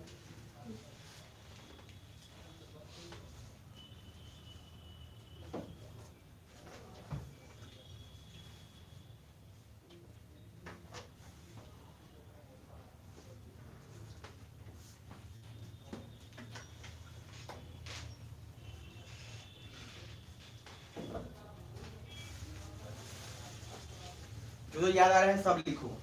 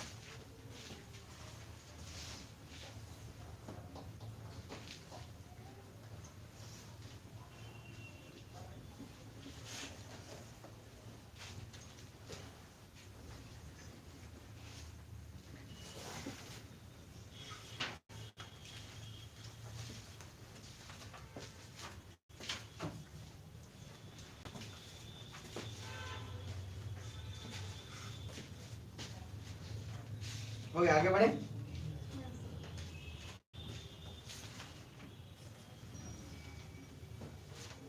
अब लिखिए कंक्लूजन, मतलब इसी का कंक्लूजन अगर आप लिख लियोगे तब भी ठीक है, ये तो कंक्लूजन करके बस लिख लीजिएगा, सुन लीजिए, पूरा भाव सुन लीजिए और अपने लैंग्वेज में लिख लीजिएगा। कंक्लूजन का मीनिंग है, निष्कर्ष का मीनिंग है कि आजकल कोई भी देश ना तो सिर्फ कैपिटलिस्ट है, ना ही सिर्फ क्या है, सोशलिस्ट है। हर देश या तो कैपिटलिस्ट के साथ साथ क्या है, सोशलिस्ट भी है, या सोशलिस्ट के साथ साथ कैपिटलिस्ट भी है। क्योंकि सिंपल से मीनिंग है, यूएसए कैपिटलिस्ट होते हुए भी ऐसा बहुत सारा काम किया है जो सोशलिस्ट वे में काम किया है, और इंडिया सोशलिस्ट होते हुए ऐसे बहुत सारे काम हुआ है जो कैपिटलिस्ट का फीचर्स होता है, कैपिटलिस्ट का गुण है। इसलिए हम किसी को भी या सिर्फ कैपिटलिस्ट या सिर्फ क्या सोशलिस्ट नहीं कह सकते, बस बात खत्म। जब आपसे पूछा जाए are we socialist, yes we are socialist, but the way we are socialist is totally changed. बस यहाँ तक क्लियर है। अब कंक्लूजन में अपने हिसाब से लिख के और एक बार डाल दीजिएगा और आगे हेडिंग डालिएगा और लिख ही लीजिएगा। टाइम दे रहा हूँ तो लिख लीजिएगा, ऐसा नहीं कि बस। और आगे जो लिख लिए होंगे अच्छे ढंग से वो लोग नेक्स्ट हेडिंग डालिएगा 3 चीज कि इंडिया का सोशलिज्म 3 फेज में, 3 फेजेज ऑफ सोशलिज्म। सोशलिज्म या सोशलिस्ट कोई बोली, 3 phases of socialism of India, 3 phases of socialism इन या ऑफ इंडिया। तो सर इसको ऐसे समझ लेना है, पहले हम क्या थे, फिर हम क्या हो गए, फिर क्या से क्या हो गए। अरे समझ रहे हैं ना? तो पहले डैश थे, फिर डैश से डैश हो गए, और फिर उसके बाद डैश से और डैश हो गए। तो इंडिया पहले क्या था, फिर क्या हुआ, फिर क्या हो गया। तो पहले सर इंडिया कुछ नहीं था, पहले था प्रोवाइडर। पहले क्या है, प्रोवाइडर। फिर कुछ समय बाद बन गया रेगुलेटर। रेगुलेटर, और फिर तीसरा बन गया फैसिलिटेटर। फैसिलिटेटर, तीनों का मीनिंग क्या है बारीकी से समझेंगे, जरूरी है। उसके बाद जल्दी से सेकुलर पे आ जाएंगे, मजा वही है। वही मैं वही एकदम छटपटाया हुआ हूँ सेकुलर पे कब आ जाओ। आप समझ रहे हैं क्योंकि उसके बारे में बहुत कुछ जानना जरूरी है। ये तीनों निकलिए। प्रोवाइडर, सर्विस प्रोवाइडर जानते हैं ना, प्रोवाइडर मतलब क्या, जो सेवा प्रदान करे। रेगुलेटर, गैस का रेगुलेटर नहीं सर। रेगुलेटर मतलब वही होता है, हाँ मतलब आप कह भी सकते हो वही रेगुलेटर, जो कंट्रोल करे पार्शियली, ठीक है। और फैसिलिटेटर मतलब होता है जो फैसिलिटी प्रोवाइड करे। मैं एक एग्जांपल से समझाऊंगा तो आप आराम से समझ। क्या लिखोगे हिंदी में, सर्च करो तो गूगल पे। हाँ हाँ बोल सकते हो, सबका दाता। इधर देखिए, ये समझ लीजिए आप स्कूल में थे, ये रेगुलेटर समझ लीजिए आप कॉलेज में आ गए। अरे बुझा रहा है, नहीं बुझा रहा है, बुझा रहा है। आई समझिए सर आप हैप्पीली मैरिड है सर, हैप्पीली मैरिड, शादीशुदा। अनहैप्पीली मैरिड नहीं सर, मैरिड। और आप 3-4 चुन्नू मुन्नू चुंटू पिंटू के आप पापा मम्मी बन चुके हैं मान लीजिए। स्कूल में जब थे, देखो गार्जियन सब कुछ आपको प्रोवाइड करते थे। 10th क्लास तक सब चीज का ख्याल रखा जाता था, खाया क्या मिला नहीं मिला, एवरीथिंग आया ना, कोई दिक्कत नहीं आपको। 10th तक आपको सब कुछ पूछा जाएगा। कम सोइएगा तब भी, ज्यादा सोइएगा तब भी। एक बार खांस लिए तो पापा डॉक्टर के पास पहुंचा देंगे। खूब सर सेवा हो रहा है 10th तक। तो प्रोवाइडर का मीनिंग है, इधर समझिए, इंडिया जब आजाद हुआ था ना, तो सर आजाद हुआ था तो इंडिया को इस बात का हमेशा डर था कि फिर गुलाम ना हो जाए हम लोग। अरे कुछ समझ में आ रहा है? तो हम लोग किसी से कोई मदद नहीं ले रहे थे। सिर्फ सरकार ऐसी थी जो सिर्फ और सिर्फ सरकार ही सोच रही थी कि हमारे पास जो है हम उसी से अपने देश का भरपाई करेंगे, हमको किसी और से लेने की जरूरत नहीं पड़ेगी। यानी कि सबका दाता कौन है, सिर्फ और सिर्फ गवर्नमेंट। यानी कि गवर्नमेंट सब काम कर रही थी, सफाई भी, धुलाई भी, समझ रहे? मतलब कहने का ये कि गवर्नमेंट मैन्युफैक्चर भी कर रही थी, गवर्नमेंट पहुंचा भी रही थी, गवर्नमेंट सर्विस दे रही थी, हर कुछ। इसने किसी भी प्राइवेट कंपनी को कुछ भी नहीं दिया। क्यों? कहे कि ईस्ट इंडिया कंपनी में कौन सा कंपनी था? कुछ बुझा रहा है? तो प्रोवाइडर मतलब क्या, गवर्नमेंट सारा काम खुद ही से कर रही है, सब आपको दे रही है। यहाँ तक क्लियर है? लेकिन जैसे ही थोड़े से हम आजाद हो गए, थोड़ा आगे बढ़ गए, 1955, 60, 65 तक आए, तो हमें ये लगा कि सर अकेले सारा सरकार काम नहीं संभाल सकती। या सरकार कितना भी कुछ कर ले, अकेले सारा काम कभी नहीं संभाला जा सकता। तो सरकार ने कुछ सोचा क्या, कुछ काम प्राइवेट को देना ही पड़ेगा भाई, नहीं तो हमने संभाला। अरे कुछ बुझा रहा है, लेकिन बोला क्या, भले ही हम तुमको काम करने के लिए देंगे, लेकिन बेटा हम उतना ही देंगे और सारा कुछ तुमको वही करना पड़ेगा जो हम बोलेंगे। कंट्रोल हमने रखा है, रेगुलेट करने का। छूट तुमको दिए, लेकिन तुमको वही करना है जो हम बोलेंगे। तुमको हम फ्रीडम देंगे ही नहीं, क्योंकि सर्वे में हम क्या हुआ, डरे हुए हैं फिर प्राइवेट कंपनी आए, फिर गड़बड़ ना हो जाए। अरे कुछ बुझा रहा है क्या? तो प्रोवाइडर से क्या बन गए, रेगुलेटर। देखो क्या से क्या हो गए, तो प्रोवाइडर से कहां आ गए, रेगुलेटर। आप कॉलेज में आए हो, तो कॉलेज में आते हो तो क्या होता है, थोड़ी आजादी तो पापा से मिल ही जाती है। अरे है ना बेटा, लोग कोई बात नहीं, थोड़ा घूम लियो, बना लियो, गर्लफ्रेंड बॉयफ्रेंड बना लियो। अच्छा ये से बिहार के गार्जियन कम बोलते हैं, लेकिन चलो ठीक है, थोड़ा आजादी मिल जाए तो आपको पैसा मिल गया, थोड़ा आजादी मिल गया कॉलेज में, है ना। लेकिन आजादी से थोड़ा बाहर जब जाओगे तो गार्जियन कस के वहां पे ऐड देंगे, औकात में रहिए। जैसे आप वहां गए और वहां मान लीजिए फोन करके बोले, मान लीजिए आप, मैंने बोला है आप मान लीजिए हिंदू हैं, आप फोन करके बोले कि हमको जो है समा परवीन से प्यार हो गया है तो गार्जियन बोलेंगे 3 मिनट चुप रहेंगे, 2 मिनट कहेंगे घर आ जाओ तुम बताते हैं। अरे तो कहेंगे मॉर्निंग मीनिंग क्या है, फ्रीडम तो थोड़ा मिल गया, अब बोल भी दियो। और मान लीजिए मुस्लिम कोई लड़का है लड़की है और बोला कि हमको राधा से प्यार हो गया, तो भी गार्जियन बोलेंगे बेटा आ जाओ, सारा पढ़ाई वढ़ाई हो गया, पहले कुटाई कस के चाहिए। कहने का लॉजिक ये है कि कॉलेज में थोड़ा छूट तो मिला, लेकिन फिर भी सर कौन ऑपरेट करेगा, गार्जियन। उसी तरीके से गवर्नमेंट ने दूसरे को आजादी तो दिया है प्राइवेट कंपनीज को, बट वो ही काम करेगी जो पूरा का पूरा क्या बोलेगा, गवर्नमेंट। अरे कुछ समझ में आ रहा है कि नहीं? अरे जो सब लाए ना इधर, अब क्या से क्या हो गए, अब आ गए सर फैसिलिटेटर। अब गवर्नमेंट ने क्या बोला, देखो सारा चीज प्राइवेट कर रही है कि नहीं कर रही है। अरे डिसइन्वेस्टमेंट हो गया, रेलवे को भी प्राइवेट, उसके बाद सारी कंपनीज को, हर चीज को, सरकारी डिपार्टमेंट, बहुत सारे बैंक को क्या कर दिया, प्राइवेट बैंक कर दिया गया। क्यों? क्योंकि अब सरकार बोल रही है देख भाई तुमको जो मन करना है करो, बस तुम पेपर पेन और टैक्स टाइम पे भरते रहो, बाकी तुमको जो मर्जी है करो। क्योंकि आज के समय में देखो आपको लोन इजीली मिल जाएगा, 1000 कंपनियां लोन देने के लिए आपको खड़ी पड़ी है। बस क्या है, आप सही इंसान होना चाहिए और आपका सिविल स्कोर ठीक होना चाहिए। और सिविल स्कोर से क्या मीनिंग है, तब ठीक होगा जब आप टैक्स दीजिएगा। तो अगर आज के दौर में किसी इंसान का कागज बिल्कुल कंप्लीट है और एकदम इनोसेंट आदमी है, तो सर उसका सब काम के लिए किसी के पास उसको जाने की जरूरत नहीं है, आराम से बैठे बैठे काम हो जाएगा। चाहे फोन पे हो, चाहे गूगल पे हो, चाहे कोई भी चीज हो। आजकल क्या है, फैसिलिटेटर का काम कर रहा है, गवर्नमेंट ने पूरा भरोसा करके उनको दे दिया, ले जाओ बस तुम टाइम पे अपने टैक्स को भरते रहो। क्यों? क्योंकि हम समझ गए कि सर अब सारा कंट्रोल और गवर्नमेंट रखेगी तो देश तेजी से डेवलप नहीं कर पाएगा। इसलिए हमने क्या किया, अरे सुन रहे हो, तो पहले हम क्या थे, प्रोवाइडर, फिर क्या बने, रेगुलेटर, यहां तक अभी भी था। अब सर आपकी शादी में पापा भी क्या बोलेंगे, पापा एक ही बात बोलेंगे, अब कब सुधर हुआ अब तो घोड़ा हो गया, बेटा हो गए, अब कब सुधर बताओ। अरे फिर बात समझ रही, तो वहां पे क्या बोलेंगे, वहां पे थोड़ी ना आपको टाइट कसेंगे, वो सीधा बोलेंगे एक ही बात कि बेटा अपना लाइफ अपना देखो। आप जब शादी होता है तो शादी में मटकोर होता है, हर चीज का एक नियम है सर। तो मटकोर मतलब होता है माटी कोर, मटकोर में वही ना होता है जी। तो उसमें क्या है, दोनों तरफ होता है मटकोर, लड़की का भी लड़का का भी। बहुत किसी में नहीं भी होता है, लेकिन जहां होता है उसका एक ही सिद्धांत है, क्या कि बेटा अब खुद ही कमाओ और खुद ही खाओ। अब हमारा इसीलिए मटकोर, आप लोग मटकोर में आप लोग अपना पहन के नाच रही,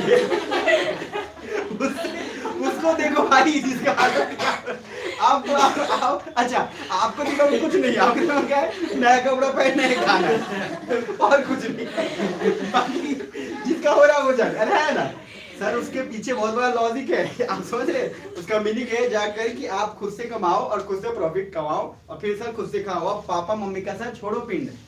अरे बुझा रहे कुछ, इसलिए मटकोर समझ में नहीं किया, बाकी बच्चों को क्या टेंशन है, पता चला अमुआ भी आ गए।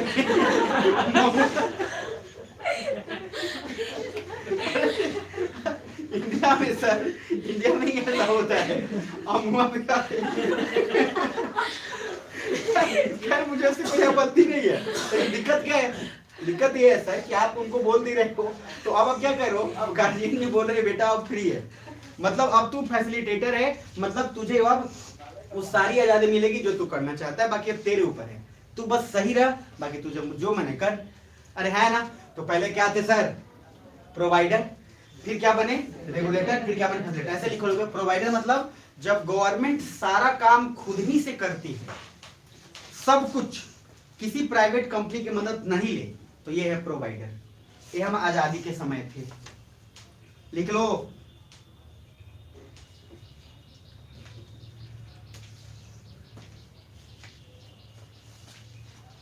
आइए, इसका फायदा है आपका व्यवहारिक जीवन बहुत अच्छा हो जाएगा। आप एकदम, अब मेरे से पढ़ेंगे तभी होगा, नहीं तो आज आधा से ज्यादा सिलेबस पढ़ के निकाल देगा आपको, भाग यहाँ से।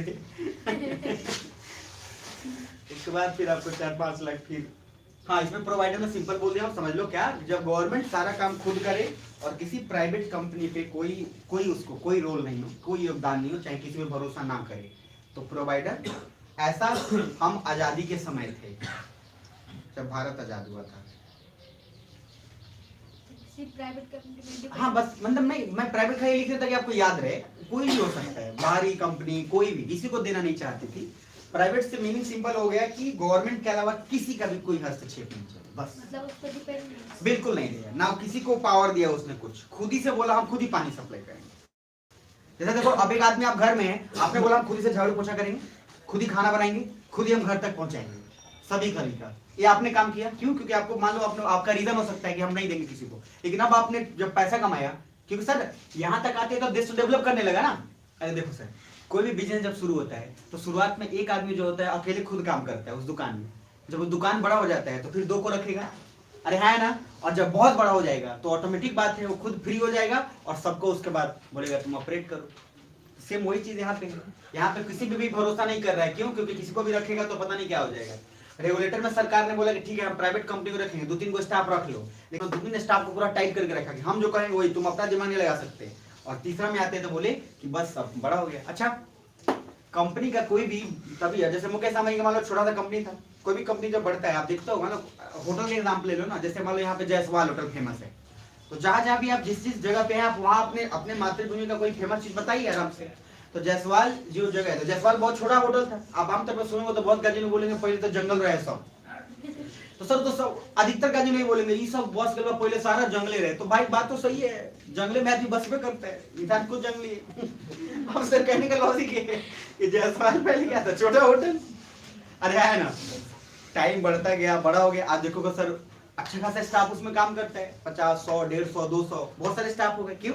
क्योंकि पहले सर उसको भी बिलीव नहीं था और उसके पास उतना इकोनॉमिक स्थिति भी ठीक नहीं था ना कि वो लोगों को रख सके। अरे भाई आप लोगों को रखो तो पैसा देना पड़ेगा। इधर देखो सर, अभी हम आजाद हुए तभी तो हम खुद ही गरीब थे, अभी तो हमारे खाने के लिए खुद नहीं था, हम कहां से किसी को रखते।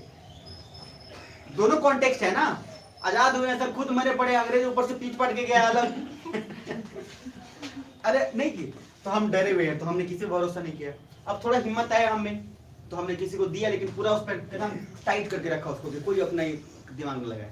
जब हमको लगा कि नहीं यार अब जरूरी है देश को विकास करने के लिए ओपन करना, तो हमने बहुत सारे सभी को हायर किया, सभी कंपनी को दे दिया, बोला बस तुम रिपोर्ट करो, बस ईमानदारी से सबका कागज चेक करो, टैक्स और इंसान का सिविल को चेक करो, ताकि जो मैंने लोन देते जाओ, जितना दो आराम से दो। इसीलिए सर लोन का प्रक्रिया आपको क्या हो गया, आसान हो गया।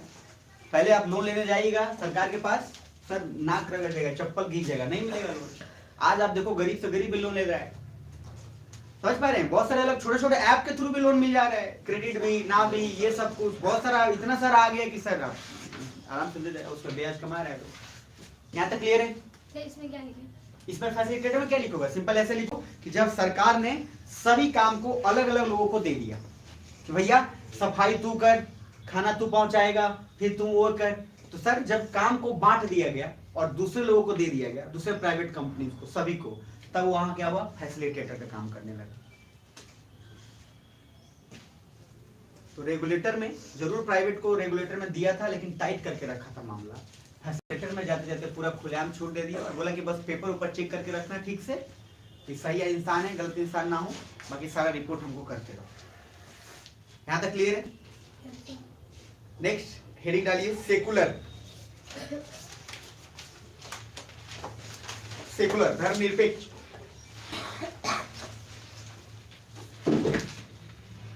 क्या हेडिंग डालिएगा, सेकुलर। सेकुलर का मीनिंग क्या है, धर्म निरपेक्ष।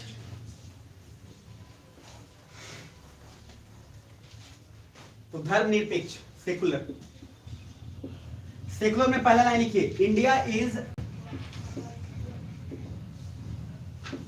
Is a active secular state. ये बताऊंगा क्या है एक्टिव सेकुलर स्टेट, और यहाँ स्टेट बोल रहे हैं तो मीनिंग समझ जाओगे ना, बिल्कुल।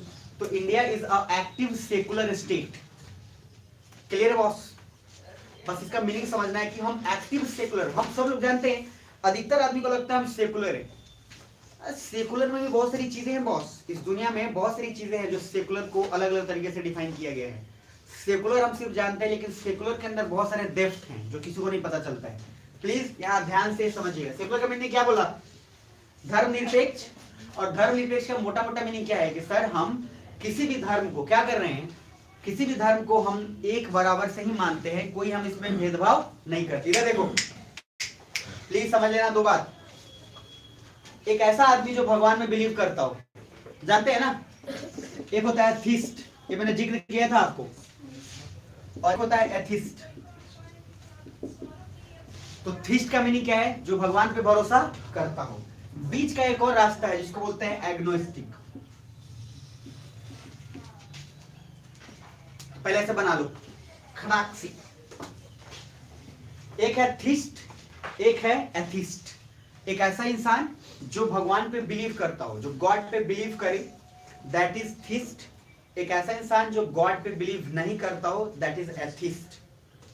एथिस्ट हिंदी में क्या है समझ आओगे? हिंदी में एक हो गया आस्तिक, दूसरा हो गया नास्तिक। प्लास्टिक नहीं भाई नास्तिक बोला हूं, नास्तिक वैसे कुछ भी कर दिया मतलब, जो राइम बन जाए।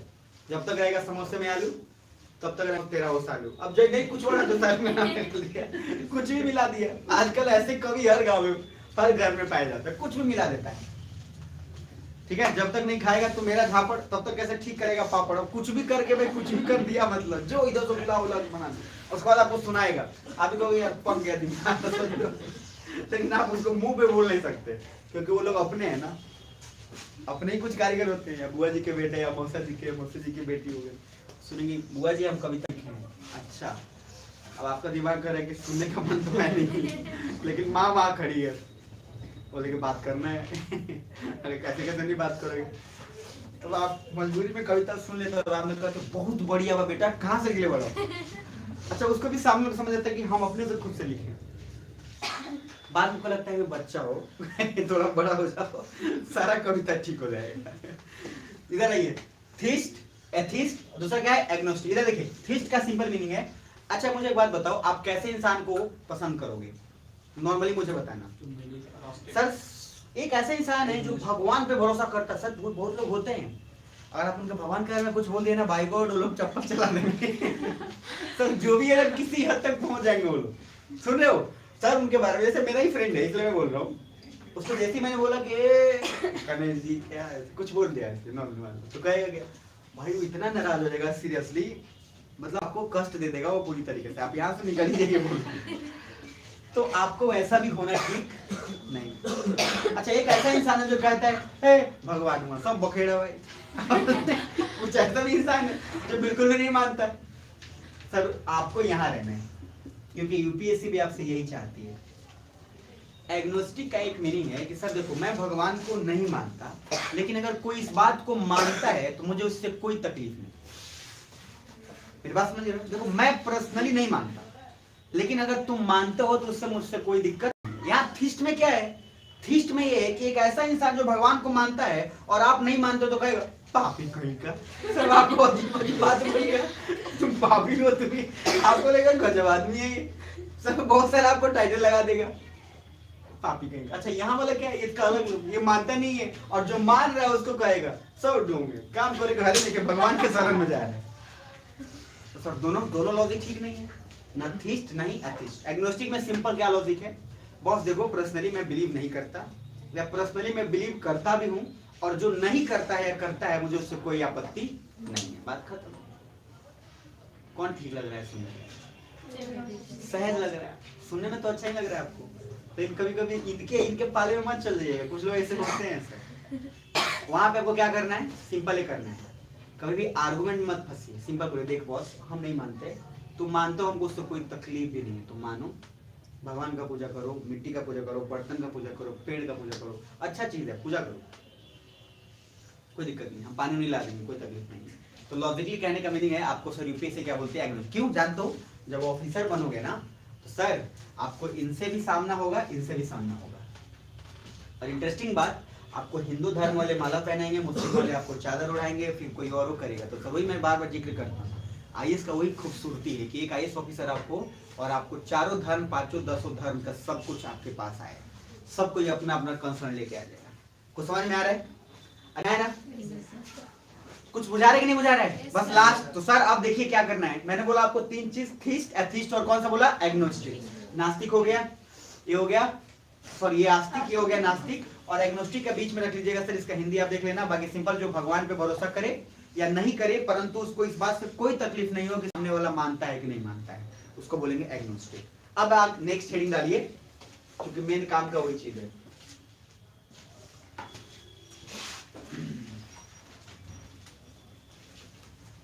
पहले यहां तक क्लियर समझ में आ रहा है क्या? तो हाथ खड़े करिए जिसको समझ में आ गया। अब आगे लिखिए एक हेडिंग, इधर इधर लिखेंगे थीस्ट स्टेट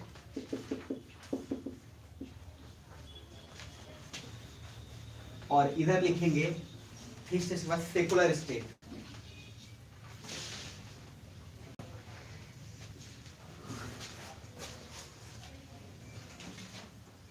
थीस्ट स्टेट और दूसरा क्या लिखेंगे? Secular state. कुछ समझ में आ रहा है? इधर देखो, तो थीस्ट स्टेट का मीनिंग क्या है और सेकुलर स्टेट का मीनिंग क्या है, ये समझ लो। और सेकुलर स्टेट में ऐसे बना लेना, एक ये लिख लेना, एक्टिव सेकुलर स्टेट, और एक इधर लिख लेना passive secular state. Active voice passive voice पढ़े हैं ना? एक्टिव सेकुलर स्टेट और पैसिव सेकुलर स्टेट।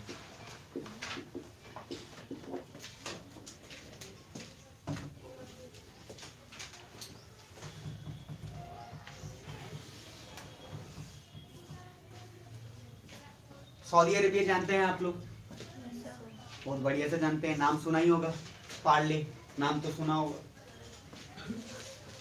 अब मेरी बात को ध्यान से समझिए, यहाँ समझने की देरी है, उसके बाद लिख लीजिएगा। अच्छा, जो अगर स्टूडेंट अगर समझ के और बाद में घर पे जाके लिख पा रहा है या तुरंत वही ठीक से पढ़ भी रहा है, याद रखिएगा, क्योंकि दिमाग में क्या है, आप सोचो ना, आपको तो मौका देते रहा हूँ। क्लास जब मैं वही मैंने 12 बोला कि दिल्ली और उसका क्या अप्रोच है, वहां पे सिंपल बोलता है गया, आपको लिखते रहना है, जहां चुप वहां क्लास खत्म। अब वहां पे वो क्या करना, इसलिए वहां पे जाता था, मैं देखता था भाई नोट्स कंप्लीट होना नहीं है, क्योंकि मैं समझ गया हूं उसका कांड। तो क्या करना है, पहले तो पूरा सुनो, भरो, और उसका मेन खाली कीवर्ड लिखो, तरीका है बस। जैसे एक्टिव सेकुलर स्टेट लिखा, एक्टिव सेकुलर स्टेट पूरा ध्यान से सुनना पड़ेगा आपको। अगर वहां पे आप हरौड़ा है तो नहीं होगा, इसलिए मैंने बोला ना कि बर्बाद हो जाते लोग 500,000 के भीड़ में। अब बगल वाले को देखो, बगल वाले को खुद ने लिखे हैं कुछ उसको क्या, उसको कुछ नहीं पता, क्योंकि वो पूरा सा दिमाग में समेट लिया है। अब उसको वही काम है, आपको आसानी से कर दे रहे, टाइम दे रहा, हमारे पास टाइम है। अब वो घर पे जाए, उसको पूरा अच्छे से लिखेगा, फिर रीड करेगा। तो जो इसमें तो मेहनत लगेगा, हम मेहनत करना कौन चाहते हैं? सहाय है ना, जिसमें मेहनत लगे वो हम क्या करें? हम तो जाएंगे जी, खाएंगे या बस एक बार आ जाए ताकि हम मुंह भी रजाई के भीतर ही रहेगा, बाहर नहीं, तो एकदम नहीं। और उसके बाद जब उठेंगे तो फिर क्या, फिर खाना खाएंगे, फिर टीवी देखेंगे यही लाइफ है, मतलब क्या है। तो रात में कुछ देखो के फिर क्या करेंगे, एक बार पापा गुड नाइट, समझ में आया? पापा बोले बेटा एकदम दिन सुता रात समय मिले तो आओ सुता। ये देखिए सब मजाक बात अलग। अब यहाँ पे स्टार्ट करते हैं थीस्ट स्टेट और सेकुलर स्टेट। बस एक बार बोल दे रहा हूँ, समझ लेना। थीस्ट स्टेट का मीनिंग है जिसका कोई ऑफिशियल रिलीजन हो, ऐसा देश जिसका ऑफिशियल धर्म हो। जैसे मैं ध्यान सुनना, प्लीज ध्यान से सुनना, एग्जाम्पल लिख रहा हूं।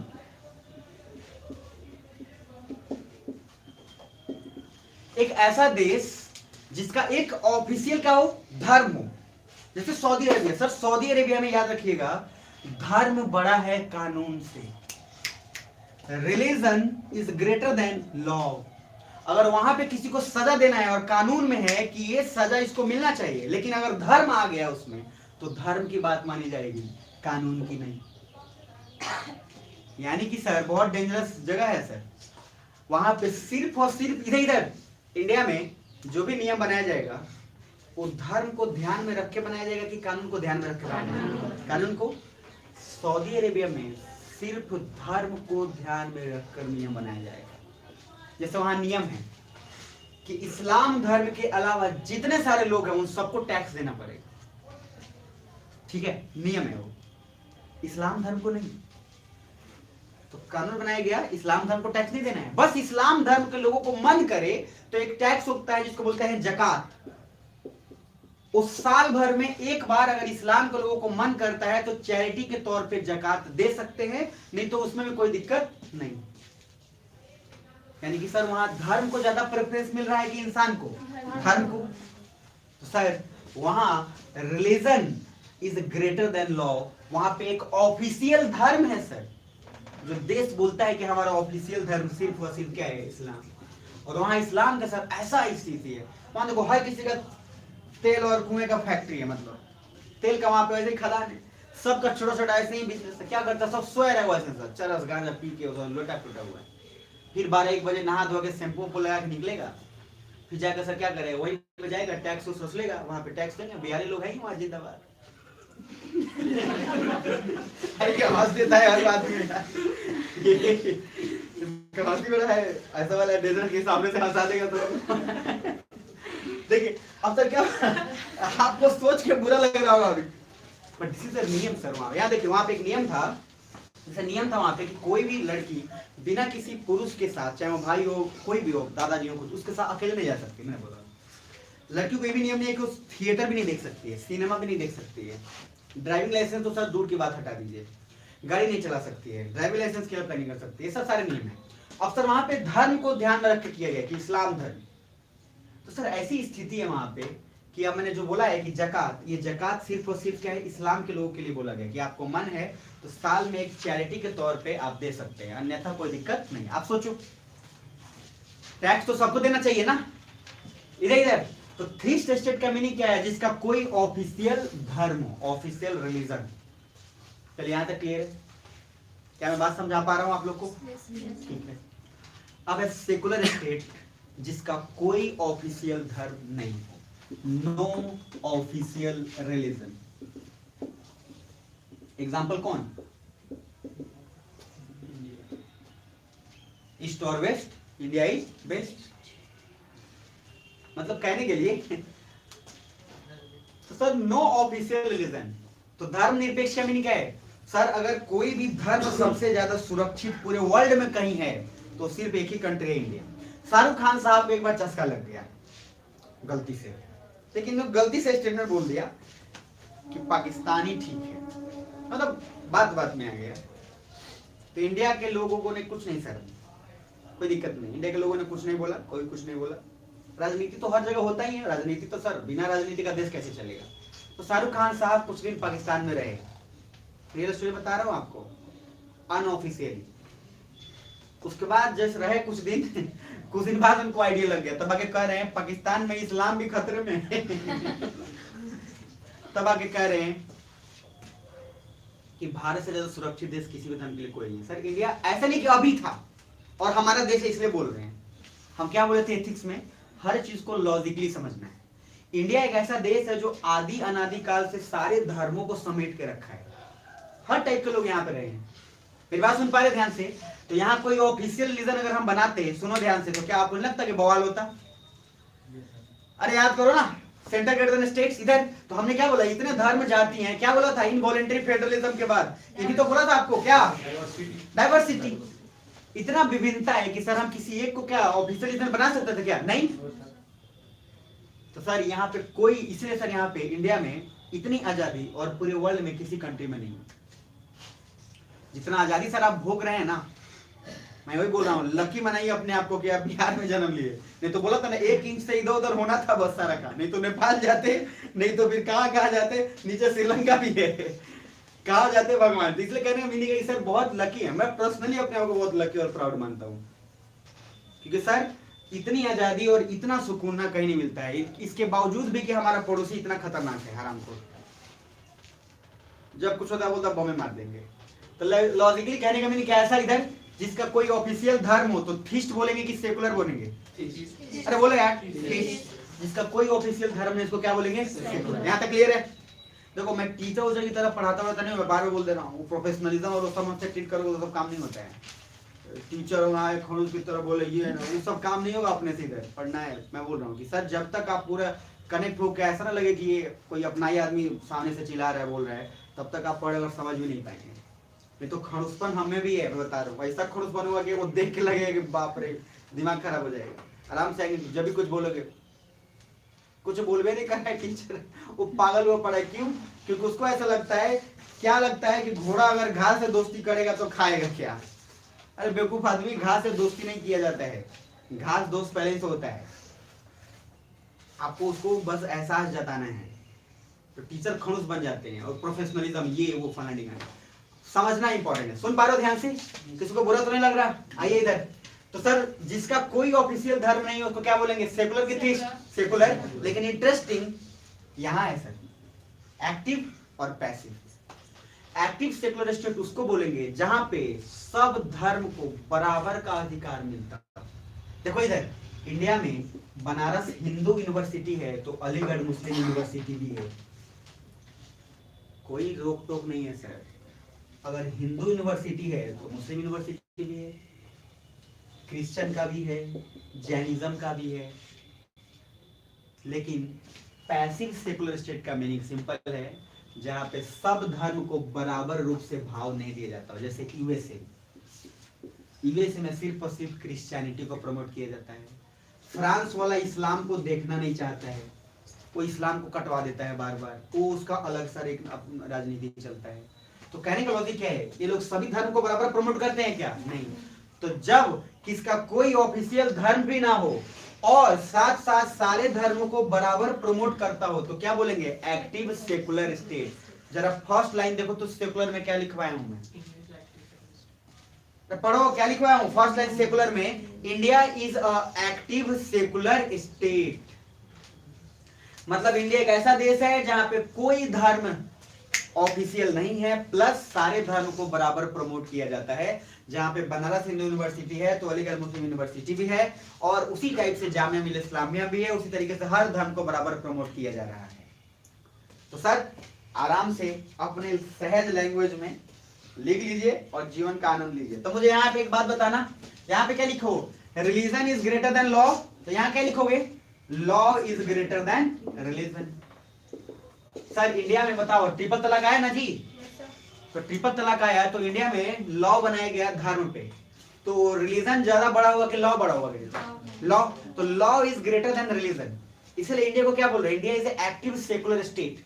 मतलब इंडिया में ऐसा नहीं है कि सिर्फ सेकुलर है, धर्म निरपेक्ष है, उसके होते हुए भी सभी धर्मों को बराबर प्रमोट किया जाता है। इसलिए मैंने बोला कि बनारस हिंदू यूनिवर्सिटी है तो अलीगढ़ मुस्लिम यूनिवर्सिटी भी है, और आराम से स्मूथली चल भी रहा है, कोई दिक्कत नहीं। तो सर हमेशा, अच्छा इंडिया में एक बात बताओ, धर्म कहता है कि ऐसा करना है और लॉ कहता है ऐसा करना है, किसको मानोगे? लॉ को। हमारे यहाँ लॉ ग्रेट है, आपके धर्म में क्या करता नहीं करता साइड में जाइए। Only the fact of thing जो मैटर करता है वो क्या है? सिर्फ लॉ। लेकिन सऊदी अरेबिया में कौन सा बताइए? वहां पे लॉ या तिल लेने, वहां पे धर्म जो कहेगा वही माना जाएगा। याद रखिए सर, आपको मैं बात आगे बताऊंगा, एथिक्स में भी बताऊंगा और साहित्य में भी बताऊंगा। आप बोला गया है कि धर्म इंसान को वैसा ही बनाता है जैसे एक पालतू कुत्ते में गुण होता है। सर फिलोसफर ने बोला, हम नहीं। बुरा लग रहा है लेकिन बोलना पड़ेगा। आप समझ रहे? बोलना क्यों पड़ेगा? क्योंकि बोला गया है। जैसे आज ही मैं हिंदी साहित्य में आपको बताऊंगा कि इस पर बवाल भी छिड़ा था, तो उसमें जैसे सीता जी बहुत खुश हो गई कि राम जी जो है रावण को युद्ध करके सीता जी को वापस ले गए। अच्छा मूवी में दिखाता है कैसे दिखाता है? हीरो मार दिया सारे गुंडा को, हीरोइन दौड़ रही है, जा सिमरन जा जी ले अपनी जिंदगी। तो ऐसा मूवी चल रहा है, एक चित्रात्मक तो चलता ही है ना। सीता जी भी खुश, राम जी बोले बहुत ज्यादा खुश हो गए, अभी ठंड आते हैं। राम जी में भी बहुत सारा खतरा है, साहित्य में पढ़ाऊं तो आपको पता चलेगा। आप जिस तरह से सोचते हैं राम भगवान है, राम कोई भगवान भगवान नहीं है। मतलब राम एक कैरेक्टर है, एक बस एहसास है जो हर जगह है। बाकी सर उनका बहुत सारे कांड है जो छुपा लिया गया, इसलिए क्योंकि राम पे खतरा था। उन्होंने सर एक SC/ST कास्ट के जो थे उनको उनका गर्दन उड़ा दिया, क्योंकि उनके राज्य में तपस्या कर रहा था। वशिष्ठ भगवान ने बोला कि राम तुम्हारे यहाँ ठीक नहीं चल रहा है सब कुछ। तो राम बोले क्या हो गया प्रभु? तो बोले कि तुम पता करो, हमारा काम बोलना है। तो गए तो देखे कि एक शूद्र जो है उनके राज्य में तपस्या कर रहा था। जैसे पूछे कौन हो, बोला शूद्र है, गर्दन काट दिए गए। तो ये बात किसी भी रामचरितमानस में तुलसीदास ने इसको गोल कर दिया, क्योंकि उनको पता था कि आगे शूद्र का और स्त्री का बात आने वाला है। उसी समय तुलसीदास ने भी लिख दिया कि स्त्री को अगर आजादी मिलता है, स्वतंत्र मिलता है, तो सर वो बिगड़ जाती है। ये भी एक स्टेटमेंट दिया जो बहुत बड़ा स्टेटमेंट है। तो लोगों को पता था कि इसके बाद जो आने वाला समय है वो इन लोगों का है, तो इस बात को गोल गोल घुमा लिया गया।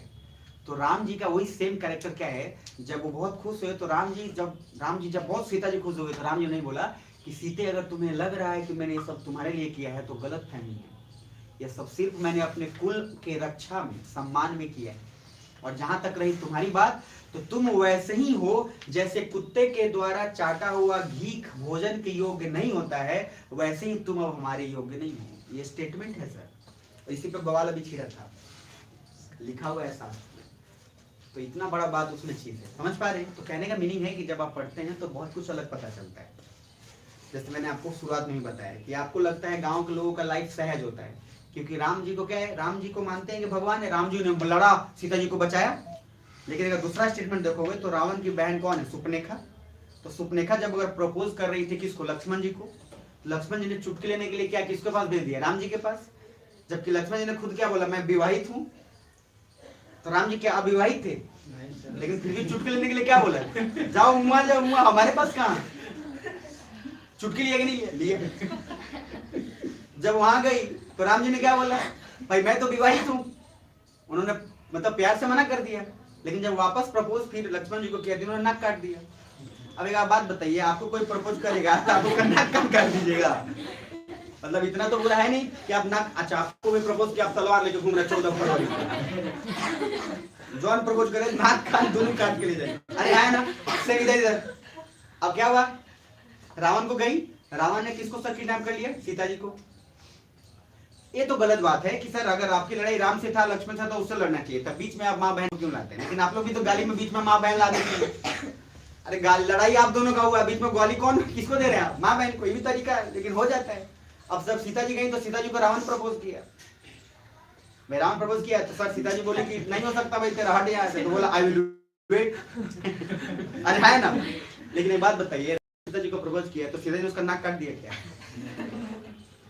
मतलब कहने की है कि बहुत उथल पुथल हो। इसलिए नॉलेज जब आप लेते हैं तो गांव के जीवन इसलिए साधारण होता है क्योंकि उनके दिमाग में तय है कि राम जी ठीक है। तो जीवन सरल होना इसका मतलब ये नहीं कि जीवन अच्छा है। इसलिए कहा जाता है कि संतुष्ट जो है ना, समझ रहे, संतुष्ट सुअर से अच्छा असंतुष्ट इंसान है। क्योंकि दुनिया में सबसे ज्यादा संतुष्ट प्राणी सुअर है, तो कचरे में फिर भी मस्त है।